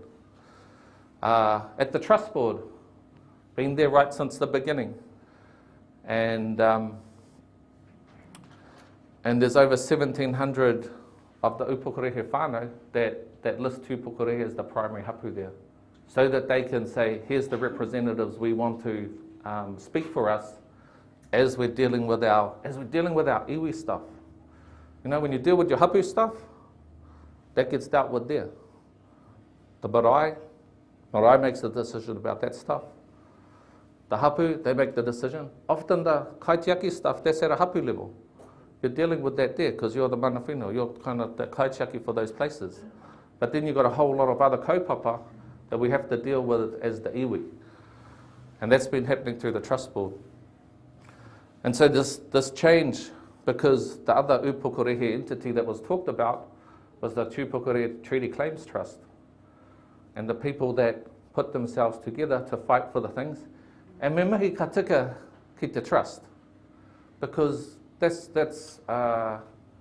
we only get to this position of being able to do a settlement because we've had claimants. And those people have said, you know, been going to the Crown, hey, Kaitiaki koutou, you know, and wanting to go through the tribunal and those things. So those are all good things. But they shouldn't get in the way of us doing the settlement. And so one of the things that TUC did, which was a great thing, was made sure Tūpukorehe weren't included in the Tūhoe settlement. And they did that by sending a letter that said, we can't be in there because we're hapua Whakatohea. And that was 10 years ago, 11 years ago. So, you know, what's happened? What changed in that time that put those words together up on that list? It's ended up being the Crown that starts to talk about the whakapapa of Whakatohea and Tūpukorehe. Oh, I don't know, that seems a bit back to front there. But one of the reasons they've done that is because that information has been put forward into different places. The Waitangi Tribunal. It's already that information shared during the Tūhoe Tribunal settlements. So the Meka, as they've been engaging in those processes, that's where it's been pushed out. Happy to give it to the Pākeas in the court. They want to share it with us. Aroha mai. But, you know, it's just trying to make the point is, you know, the information should be here if we're going to have this as a proper kōrero about whakapapa and relationships and what's represented. So the reason we've got Muriwai and Tūtā Mure and the ancestors of each of the hapu is to allow for those other links into those places. Because it is, you know, the rangatira at that time decided Muriwai was the whakapapa that connected us all and that allowed us to be Whakatohea, but it didn't say we didn't have any other whakapapa. All of us have got other whakapapa. People talked about it. So that's sitting there. Now, there have been Upukorehe voices on the pre-settlement trust. They've been there right through the negotiations. It was set up. When it was set up, there were hapu reps that were getting voted on, and then there were marae reps that got put on by the marae to get the right mix between ahi ka and then all of us that live outside the rohe. So Bruce Pukepuke, he was there for Kuterere Marae. Keita Hudson, been there for Marumohoi Marae. And then Muriwai Kahaki was the Upukorehe hapu delegate. So you had 3 reps for Tūpukorehe in the process, and you could have had 4, but Roimata has always stood apart from the process and acknowledged that. They've been invited and they always had a different view that was represented earlier. But there could have been 4. So there's nothing about the way in which Whakatohea, whether it's the trust board or whether it's the pre-settlement trust, is trying to minimise the voice of its hapu through the process. Recognising that upokorehe is the one difference between it and the other ones, as all the other hapu only have a single marae. Upokorehe have multiple marae. And so that's also why the trust board gives dividends to all of the marae rather than just the same amount to each hapu, because there's a kaupapa around maintaining a marae that has a cost of all those things required. So it's only right that iwi support that. So I know you're going to push me along. So while those kind of issues there talk back to the claims, these are the sort of the issues that are the effect of it. So this isn't just a, here's some claims here, we pull them out, we just get to look after them ourselves, and it's our mana, and you fellas sort yourself over there, as these other 5 hapu of Whakatohea. It is really a discussion about who we are. And so I'll, and we do make there's a distinction here. It's not directly changing whakapapa. We can't change our whakapapa. Our whakapapa is what our whakapapa is. But it does change the way we can refer to ourselves and our identity. So when people think about Whakatohea, they think about Muriwai. You know, Muriwai is the person that connects us all and is that ancestor. And this is the whakapapa that sits in the trust board that was put together by kaumātua, Kaitiaki, Matinga, the kaumātua of that time, just to remind us when we're in that space that actually there is this here that sits between us. And Robert always talks about te taure here here nei a tātou. So removing a piece of that, to me, feels like removing a part of my body. You know, or take an arm off, or maybe we're taking Muriwai's arm off, and we're just going to leave the rest of her there. And that's about then how we describe ourselves. Because if the Crown says, actually, we can't use Muriwai anymore to do that, then we have to try and find a different way of saying, this is who Whakatohea is in the future. And we haven't had that kōrero. We don't even know what the answer to this is because it's never been contemplated. It wasn't contemplated in the 90s when we tried to go through the settlement, and there were all those kaumātua of that time, upukorea ones, everyone, they were all there deciding this is the right way of moving forward into the future. And it's sort of ends up being this thing where rather than setting ourselves up as it relates to who we are, we start to try and cut ourselves off through these kind of processes. So the settlement process has always been a Whakatohea one. We've always resisted the suggestion it was a large natural grouping because we are iwi. It's an iwi settlement. We're not a large group, we're an iwi. If we were joined up with Ngaitai and Whānau Apanui, then we'd be a large group for some sort of thing. But once you start to try and kind of break that up into other bits, then it creates all these other raruraru. So one of those raruraru will be this discussion about the whenua, because we've been using the boundaries for Te Rohe o Te Whakatohea, given by Hoiro Horokai and Herumia Hoira. And this is in the 1920s when they're doing all the kind of reports about the raupatu and the whenua that have been taken from Whakatohea. And Hoiro Horokai was from Tūpukurehe, but he's representing Te Rohe o Te Whakatohea, from Te Rangi to Marae Tōtara. And on the left-hand side there, that's actually both of them sort of represent what that area is. And that's been, you know, consistently the same right since the beginning of our negotiations process. On the left-hand side too, you'll see those are all of the bits of whenua that Jake talked about and others that's coming back as a part of the settlement. And then on the right-hand side is the area that is now being claimed from within that space. And so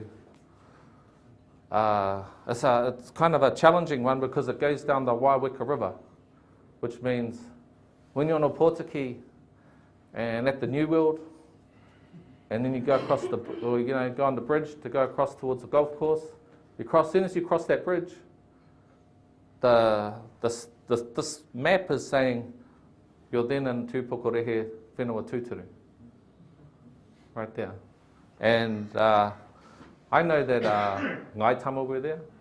I know you get along Pairata, that's where Pa for Ngāti Patu were. So all of these places that were, our hapu got shifted off from the raupatu is now subject to a claim. And that's, so I just think, you know, at face level, that's not right. But in the other part of it too, is that we moved across those areas. There were places we were in the winter. There were places we were in the summer. There were places that we went to which allowed everyone from the iwi to have access to resources, whether that was Ohiwa Harbour, whether that was the Ōpape boat ramp, because I know you fellas all go out there as well, at least unless the cousins are kind of block it off for a bit. But you know, it's the same sort of thing, and that's also the reason why when we were in the when they're talking about the maka and those things going back to the hapu, it wasn't sort of half the story, because the rest of the story is that the judge couldn't decide that there was a separation between the hapu and that they had distinct areas. And so what he ended up coming up with is that the whole area was shared by all of the hapu. So Ngai Tama has got as much right to here, Tōhiwa Harbour, as Tūpukurehe in terms of the customary marine title. But equally, Tūpukurehe has got rights being shared across that other side. And that makes it easy for us because it's ours. It's ours as Whakatohea, and then we can sort out our things that happen there afterwards. The other bit, which I haven't mentioned before, but you might have seen on the map Kaukuri put up, as soon as you extend the area out into the moana, the 5,000 hectares of marine space coming back to us, well, most of it, 4,000 hectares of it sits over here. Actually, 3,000 hectares of it sits over here. And so that then is these things that we can work out together, the best way of having it benefit us, now start to become a bit of a kind of a tussle and a fight. Kia ora, next slide. Oh yeah, okay, sure. And this is, you know, some of those places that have been collected that show the relationship for a whole lot of people across that area. So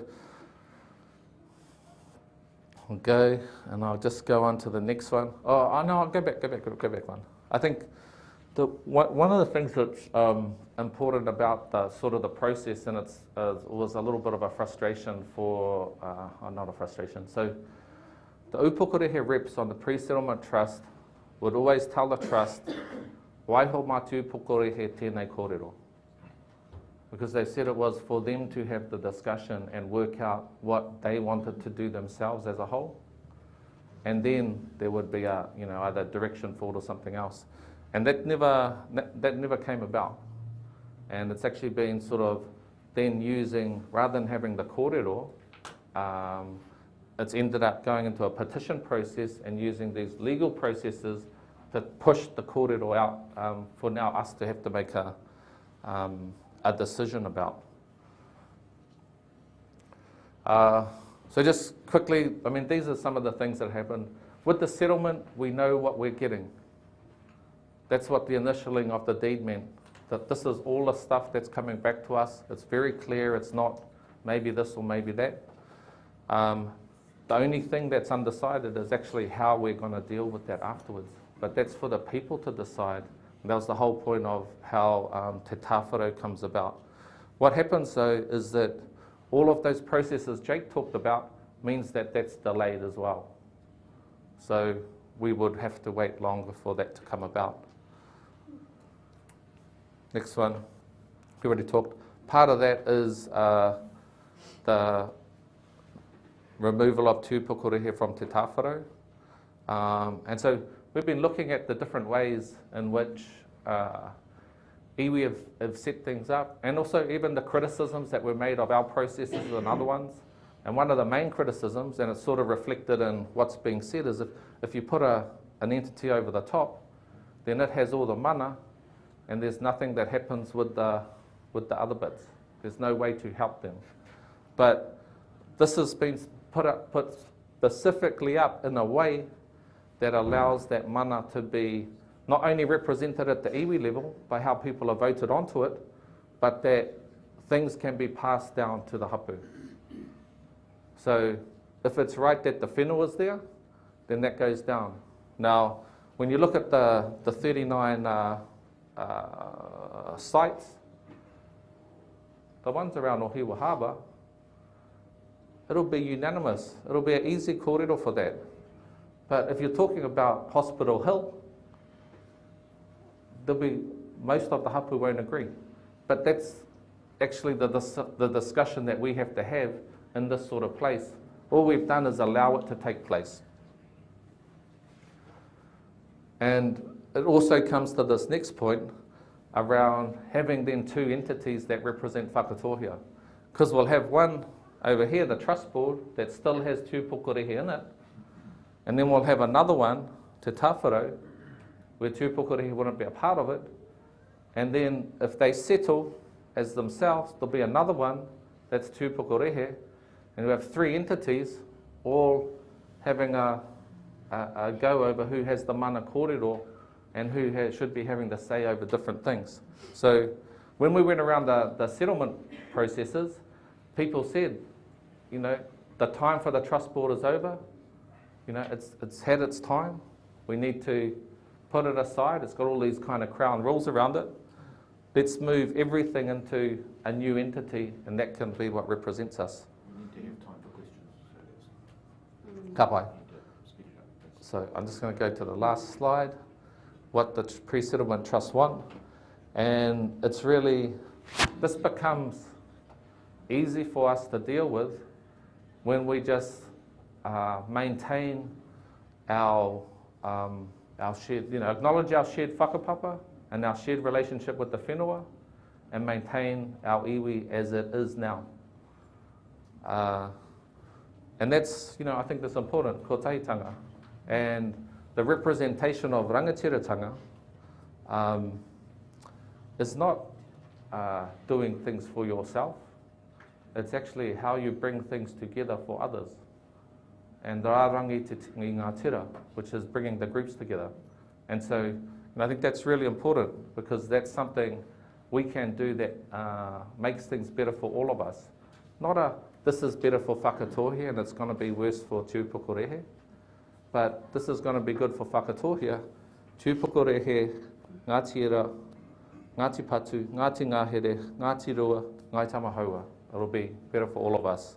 Nō reira, that's the position of the Pre-Settlement Trust, to say no to the resolution, because that's about just keeping us together. Nō reira, kia ora koutou. Sorry. So this section now is for the question and answers. I'm going to just allow our team to come up to the table, and I'll make space as well. I wonder if I get a lapel mic, that might be easier, and then I can just allow them to sit here. And I can stay for this one. Can we swap with it? And I can stand?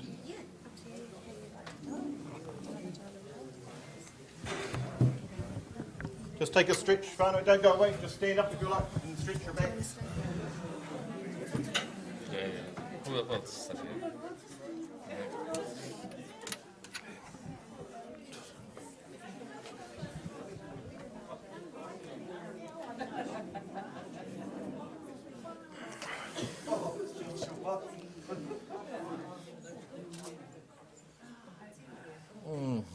A drink?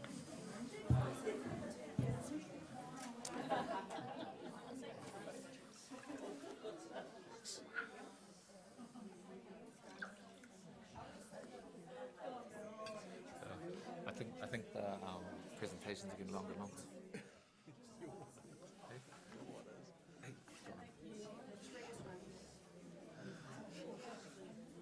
I was saying their one is. So I have to talk. Yours are. Yours are. My one?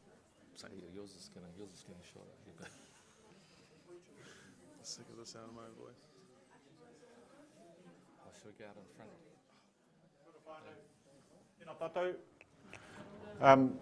So again, look for the roving mic. There's one at the back and one here with your hand up. Give your name and your hapu if you wish. That would be appreciated. And then who you wish the question to be answered by. And again, just let's make sure that we get it in and out succinctly. All right, so we've got time to hear from everybody.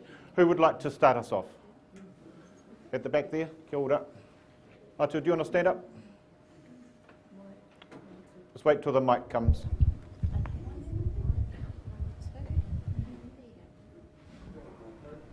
Kia ora tātou, ko hurai ahau, native assessor for myself and my family. Question is to Maui. You talk about all our whenuas, all of ours, and we can come together as a whānau and kōrero. And we are doing that. And this process, after the settlement, when the process has been settled, there's no time for the breaches to be kōrero about with those who have filing breaches, that their files will have no mana because the settlement has settled those breaches. Kia ora. So, the claimants still get to go to the Waitangi Tribunal. That's one of the unique things about our settlement and what's come about, is that even though we settle, those claims continue to have a life and they'll go through their process. So that will still be allowed to happen. Oh, kia ora. What has the Crown done in the past 12 years to define the claimant's definition of the mandate around whakapapa? What has the Crown done in the last 12 years? And Matua, after that, we're going to hand it on. So the mandating process for the Whakatohea Pre-Settlement Claims Trust, and the entities that existed before that, included kōrero amongst the Whakatohea about what the claimant definition would look like. And the deed of mandate includes a claimant definition, which is descent from Muruwai and Tutamuri and the recognised ancestors of the hapu. In terms of what the Crown's done, we've accepted that that's the claimant definition of Te Whakatohea and included it in the relevant documents. But the definition that I put up earlier, that's one that came out of the mandating process that was undertaken within Te Whakatohea.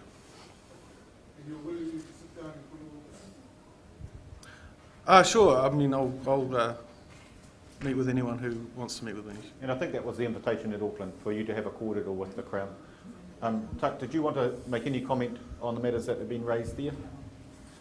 He pātai anō. Kia ora, up here, please.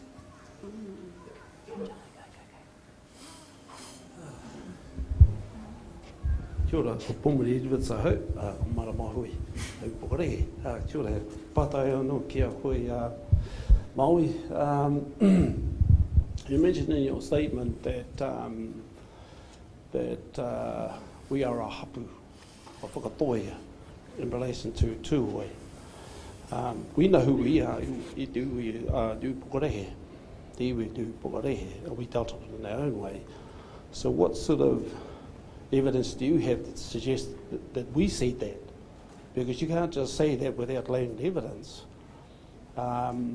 Or clarification, please. The second point of clarification I have is in relation to mara mahui, if you can just clarify this. The marae and the resources main are neutral. Nobody owns the marae. So those individuals who want to go and support the Whakatohea Treaty Claims Trust go there as individuals. Now, if I can just sum this up before you can clarify it. The Waitangi Tribunal in 2018 summed up the Whakatohea Treaty Claims Trust as people who vote for themselves, self-mandated themselves, and actually don't have a mandate for the Whakatohea or do Pokarehe. So that person that's representing should not have Pokarehe hapu as representing Mara Mahoi. So can you clarify those 2 points? Do you want to just summarise those 2 points? So, without giving us a sad story or anything like that, but, you know. So the distinct question about the evidence associated with the claim that Upokorehe is not an iwi, and then the question of status of individuals on the board. So I think what's been clear is through the course of these, so you don't think about these things, and then when you're in the conversation, these ideas start coming up. The one that's come forward over the last couple of days is like, nā wai ki he iwi tū Pukorehe. I mean, that was a question posed in Auckland by Tu Williams, who has whakapapa to Pukorehe. And all of the whānau who have been talking and saying, hey, what people have told, or what my krau and kuia have said is that we're tū Pukorehe a hapu o Whakatohea.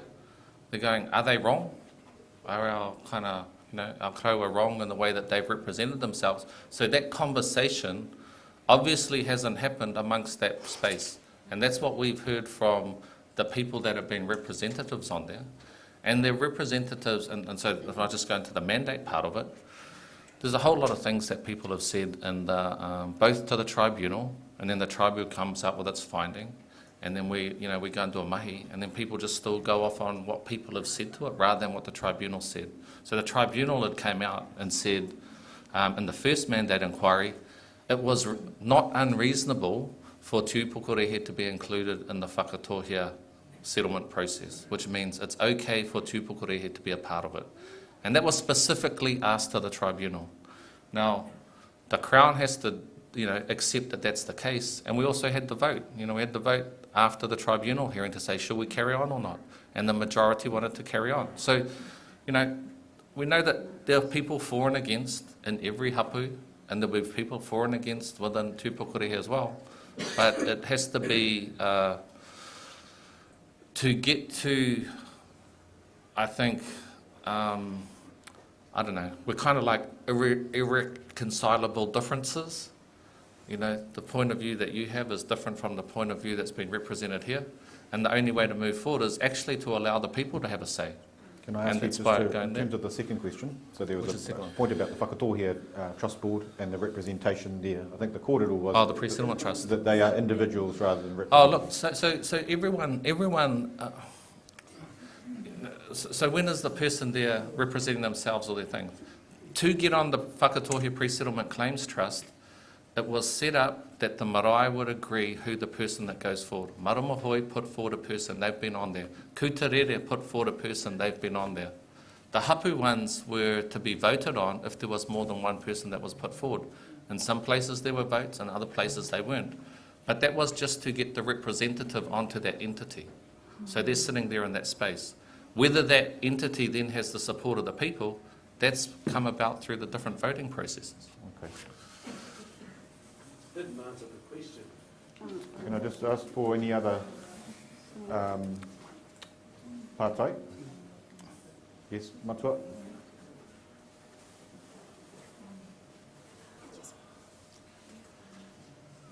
Kia ora tātou. Is that on?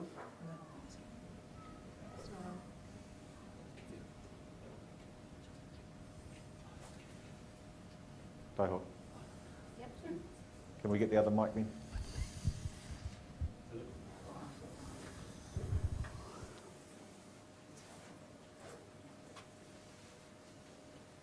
Tātou, ko whektapu tōku ingoa, ko au te māngai o Kutarere Marae. So I'm the trustee chair as mandated by all our whānau at Kutarere Marae. And this is just a statement before I ask the question of we ake ani waho tuamutu and te uina o te ao, names that resonate as upokorehe are our pou, are our whares at Kutarere Marae. So if those names don't resonate with you, then we don't know who upokorehe is. Focus on the pātai. So my pātai is probably just directed at you, please, if I may, kahu kore. During your kōrero, you made some comments about you're opposing this for a number of years.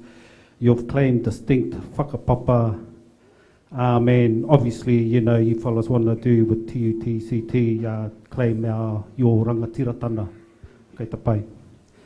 Also, as part of your kōrero, you said you fellas are still to have your kōrero tuku iho. I'm just sort of wanting some clarity, you know, why you haven't had that first before you've done everything else. That's all it is, kaukore. Thank you. Had the what first? Your kōrero tuku iho. Because the tribunal has just been holding notice, we're having our kōrero tuku iho hearing in March, and that will be on YouTube live link, and anyone who has questions about who Pukoreki is. Kahu kore. I think it's important that your answers be heard, so your mic was just missing out there. Sorry, guys. So just start that again. Kia ora. I don't know if this one's going to work. Is this Yep. one working? Yep, that's good. The tribunal set up the kōrero tuku iho hearings. Pukoreki is having the hearing in March. Now, that's going to be a very important time for Te Pukoreki because, as I said, it is the time for our kaumātua to tell their own story. They will be doing that at Roimata Marae, and that will be on YouTube. So everyone who has a question about what our kaumātua is saying about the whakapapa of Pukoreki, the hituri of Pukoreki, we welcome you to come and watch that on YouTube. Kia ora. And Maui, you had a comment? Yeah. So just, I mean, I think the question, well, I'm not going to paraphrase this question, but we've always felt that was a kōrero that should have been happening first amongst the whānau, and I think that was the basis of the discussion, not something that goes to a Pākehā process, whether that's the tribunal or the stats or something else, and then comes back and then tells you, the whānau, who you are. If that was the question, I will clarify that question. The kōrero for those, for that kōrero can happen at the hui a iwi that Pukoreki hold on a monthly basis. That's where they usually happen. So if you come to the hui a iwi, that's where you have that kōrero. Kia ora. Just also a heads up and a thanks for the way this is happening. Like, appreciate the fact that we're being respectful of each other. Is there a, just put your hand up if you wish to ask a pātai. There's one at the back there. Yes, please. Kia ora tātou te whānau, ko Nairi Nāmu ki ahau, no te upokorehe ki Roimata. So before I start with my question, I only have one, I'm not being greedy, or maybe I'll have two. The upokorehe petitioners were not consulted, nor did they agree to the claimant definition. To you, the Crown representative, our friend Jacob, where did the resolution come from to approve the claimant definition? Did all hapu agree?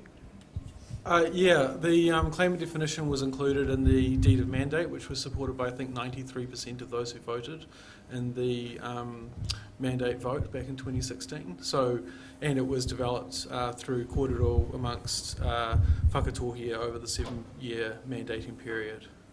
But I can't speak to specifically what that process looked like. I wasn't around. It was something that Whakatohea did internally, but yes, the claimant definition in the deed of mandate is very clear and was voted on. Taiho, you're going to go there. You will need a microphone so that people on live stream can hear you. Thank you for that, Jacob. I'm just wondering if there's a representative from our tūpokorehe petitioners that may be able to answer that question. Kia ora. If the question is, were Upukorehi consulted over the claimant definition, the answer is no. Yeah, it's that might be a thing. It's not strictly correct, and it's actually not correct at all. And there's people in the room here that were a part of that process that can tell you who was involved in it.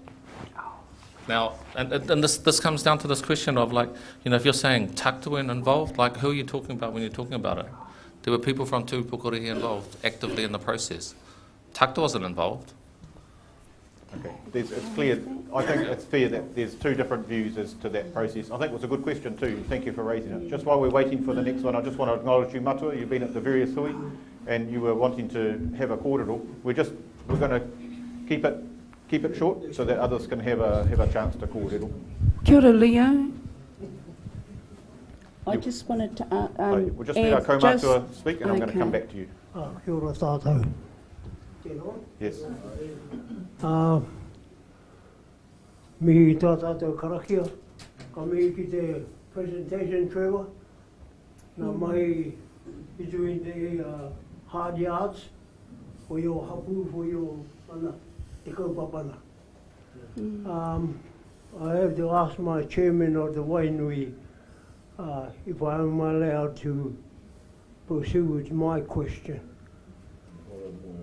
Mr. Dr. Kahotu Maxwell, I'm Dan Poihipi.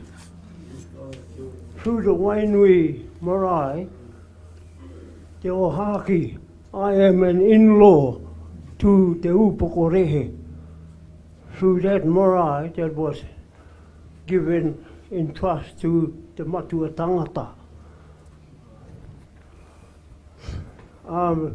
My question is, am I being taken care of as a marae within your rohe? Because we have about eight factions that belong to the Wainui Kanuhi o te motu, marae, te Ohaki, the Kanuhi o te motu. That's my question. Kia ora tātou. Who are you asking? I'm asking... Maui? Well, it should be to the Upukorehe. Upukorehe, okay. Kia ora. And it might be, Maud, if you wanted to respond, if you wanted to, and then you carry on with your kōrero. Okay. The other thing is, whakapapa to the Upukorehe as well. Has been an in-law through the Wainui Hahi Ringatu Incorporated. Kia ora. Of churches. Kia ora. Thank you, Matua. Kia ora, Matua. I guess it goes right back to the reason we're here. Upukorehe have yet to come together and kōrero every marae within the rohe and kōrero on how we're going to work together. That has not happened yet. That is the missing part of the puzzle. And we've gotten this far, and this is why we're here today. Because we've been dragged along through a process that we absolutely object to, because the whakaaro rangatira and the tikanga has not taken place. We've been dragged by a Crown process and a few individuals who sit on the WPCT to be our voice when they haven't engaged with upokorehe hapu at all. Individuals maybe, but not with upokorehe hapu. The other key point is, going back to the definition of upokorehe hapu, there are 5 marae that have relationships within upokorehe. They all have their own hapu and their own genesis. The hapu that sits on the Whakatohea Māori Trust Board is upokorehe hapu. Kutarere is known as Nai Tūranga hapu, Maromahue, Nai Tamatea hapu. That's their Māori and their mana that they hold. Roemata will not go and represent their interests as upokorehe hapu, and I'd like to think that that would be the case with them. There are individuals that can whakapapa to Roemata upokorehe hapu, because that's who we're talking about here. This claim is being settled for upokorehe hapu. Not every other marae within the rohe. So, kia ora. Thank you for that. We're nearing the end, and I know we're hungry. I just want to ask you to help me. I'm going to come to you. Just put your hand up now if you do have a burning question of clarification or confirmation that needs to happen before we go to Kai. So I just get a sense of our timing. Kia ora. Okay. Thank you. I just need to respond to that. Yeah, hold on. Quickly. We're going to get through the No, I need to because it's actually around who is represented. Can I let you do that for your closing statement? Sure. Because I'm going to come back to you. Paso.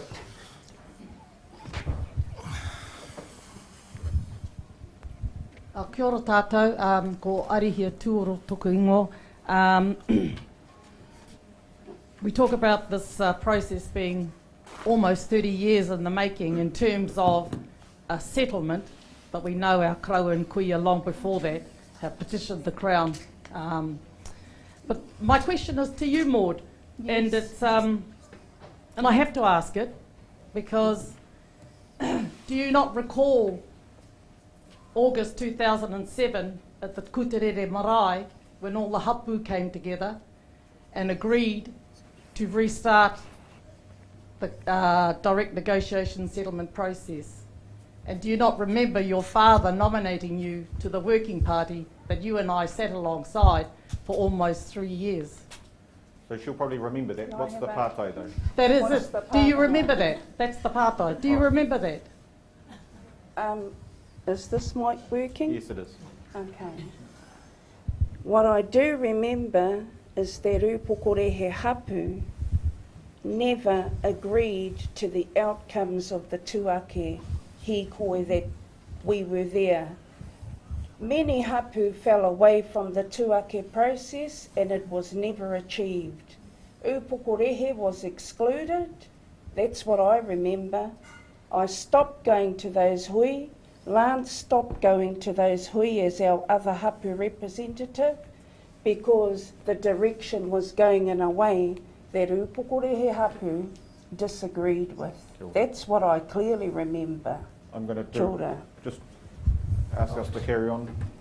Matua, and then one after that. Kia ora. Well, kia ora tātou. Nei rā ka mihi kia tātou. Kai aku raukura, kai aku mārai kura, kai aku hononga o te whakatohea o tira, kai aku hononga hoki o te upokorehe, nei rā ka mihi.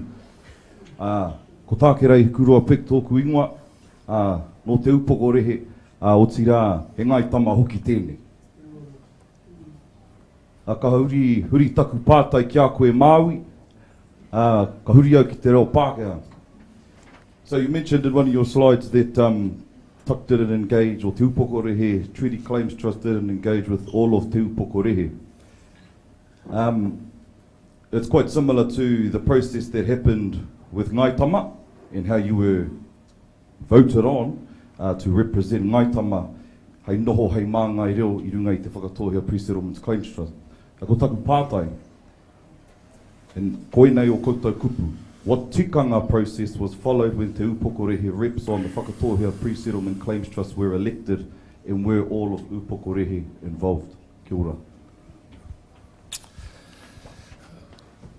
Kia ora tākere. Couple of bits. Certainly,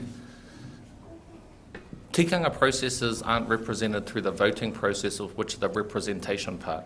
So the tikanga process is the kōrero that happens before. And the kōrero that happened before was exactly what Arahia was referring to, both with the Working Party and Tūake Whakatohea, that went around to all of the hapu and engaged in that kōrero.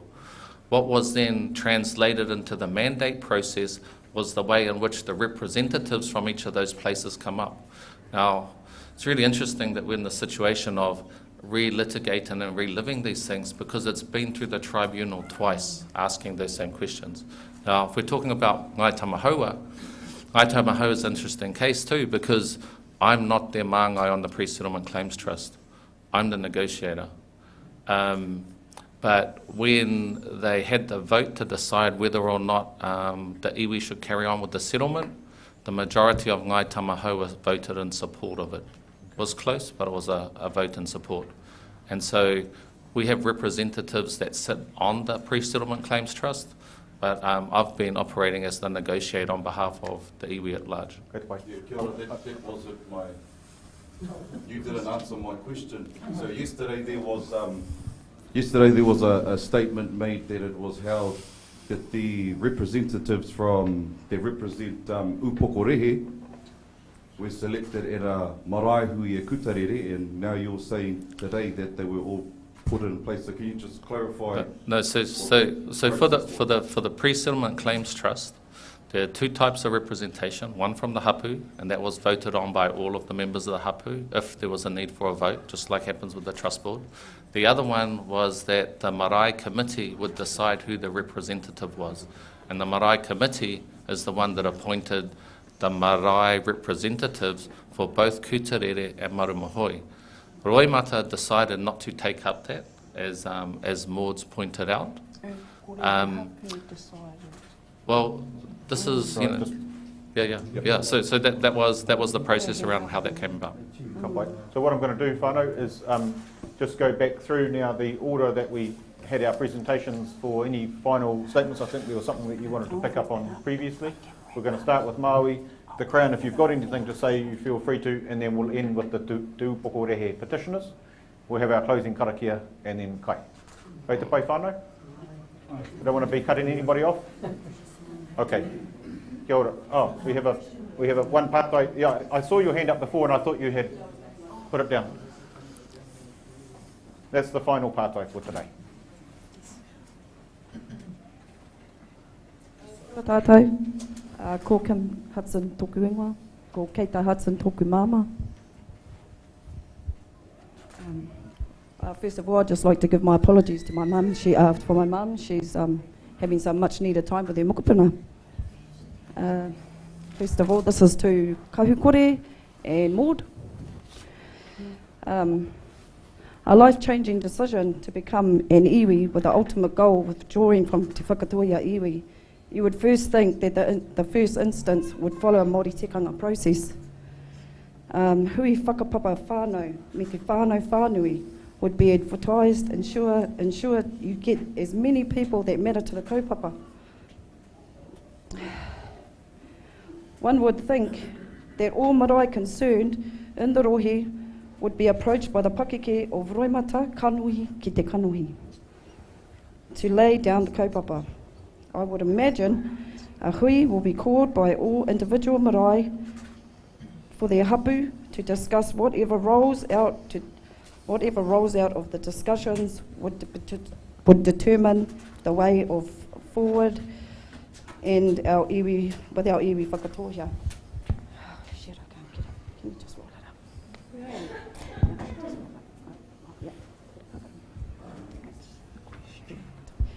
Because it involves whakapapa, mana whenua, mana moana, hitori, etc., I see no evidence anywhere of that. Is that My mother, the partai? No. My mother, Keita Hudson, always said that if this had been done by a proper Māori tikanga process, we would not be in the situation of wehe of whānau hapu in iwi. Maud said yesterday in Auckland that the process we have now is back to front. I wonder what she meant by that. Could you please explain the tikanga process Tuck followed to get us here? Kia ora. Do you want to, what we could do is go the way I was going to do and let you incorporate that in your response for Tuck at the end? Or would you like to answer now? I think it's worth I just don't mind giving her a quick response. Please do. Yes. Kia ora. This whole process is a Crown-driven process. Individuals are representing, your mother included, Kate Hudson, our interests. The petitioners have the right to speak and have their voice heard, which is also a process in the settlement WPCT trust your mum sits on. So we're being dragged through this process. We haven't been called together by the representative, your mum, or anyone else who's misrepresenting Upokorehe. Hey, come together, have a hui, let's whakawhanaunga. None of that has come to our doorway at Roimata. So I don't understand what you're saying, but that's up to the Crown and their process that they've imposed on us. Okay. And sadly, your mum is sitting on that side of the fence. Oh, we won't get personal about it. So I think you had raised the issue also in Upotiki. There's been a difference of perspective as to what should have happened and when. And I think your perspective has been well heard, it's been responded to. And I'm not sure we're going to get agreement, but I think it's just important that the hui heard the different perspective. Nō reira, tēnā koutou. I'm going to hand the rako to you as a... No, we had said that's the final tātai. So we're just going to finish now with the... I was just... No, it's done, finished. Stating that he's a taitapa nui, but he's not a taitapa nui. Ka pai. That's Quinton Perth.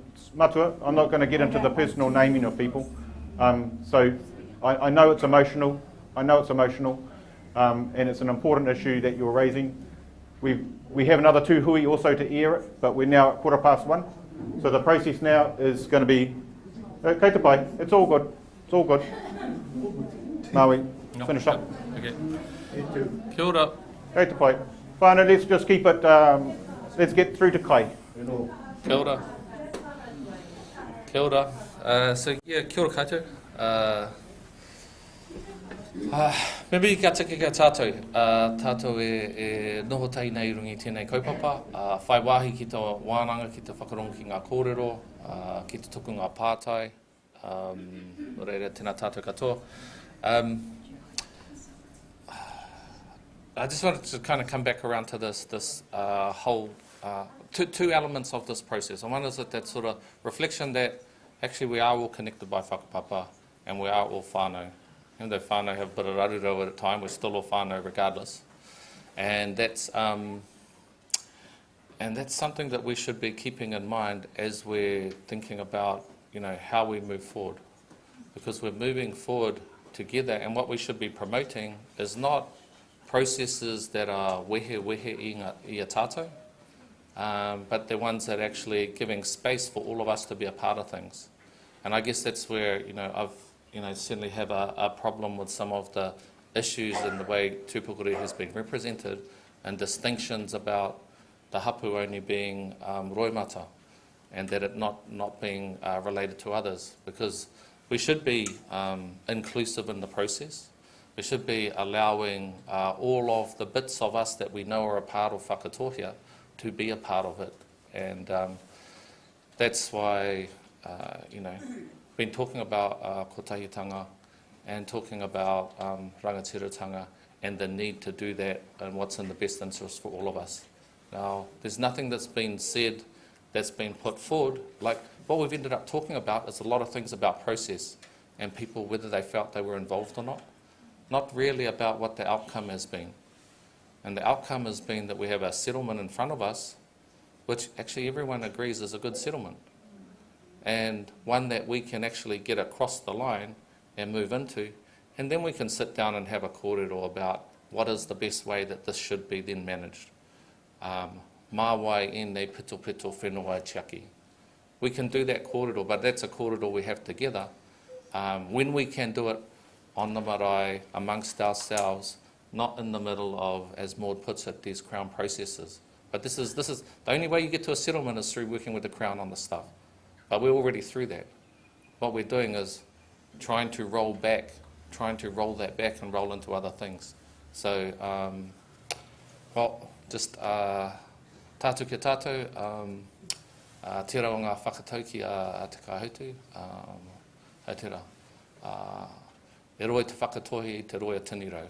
Whakatohea united by kinship, so kia ora koutou.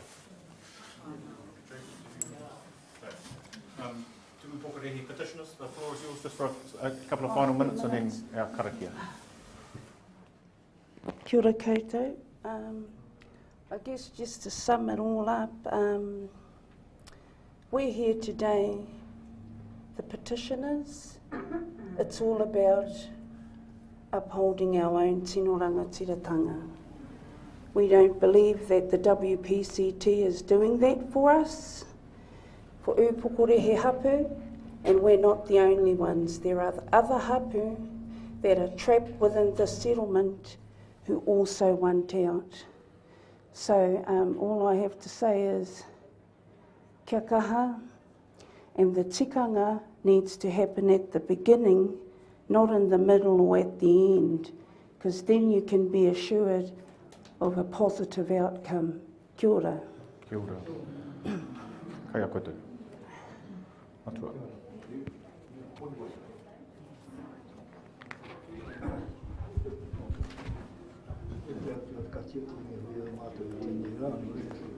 Noi e mata tarangi mahau, mata e api, mata e Tiaki, i ngara nā kaupapa, kore ki te o tapu. Āmene. Kia ora. Kia ora tātou.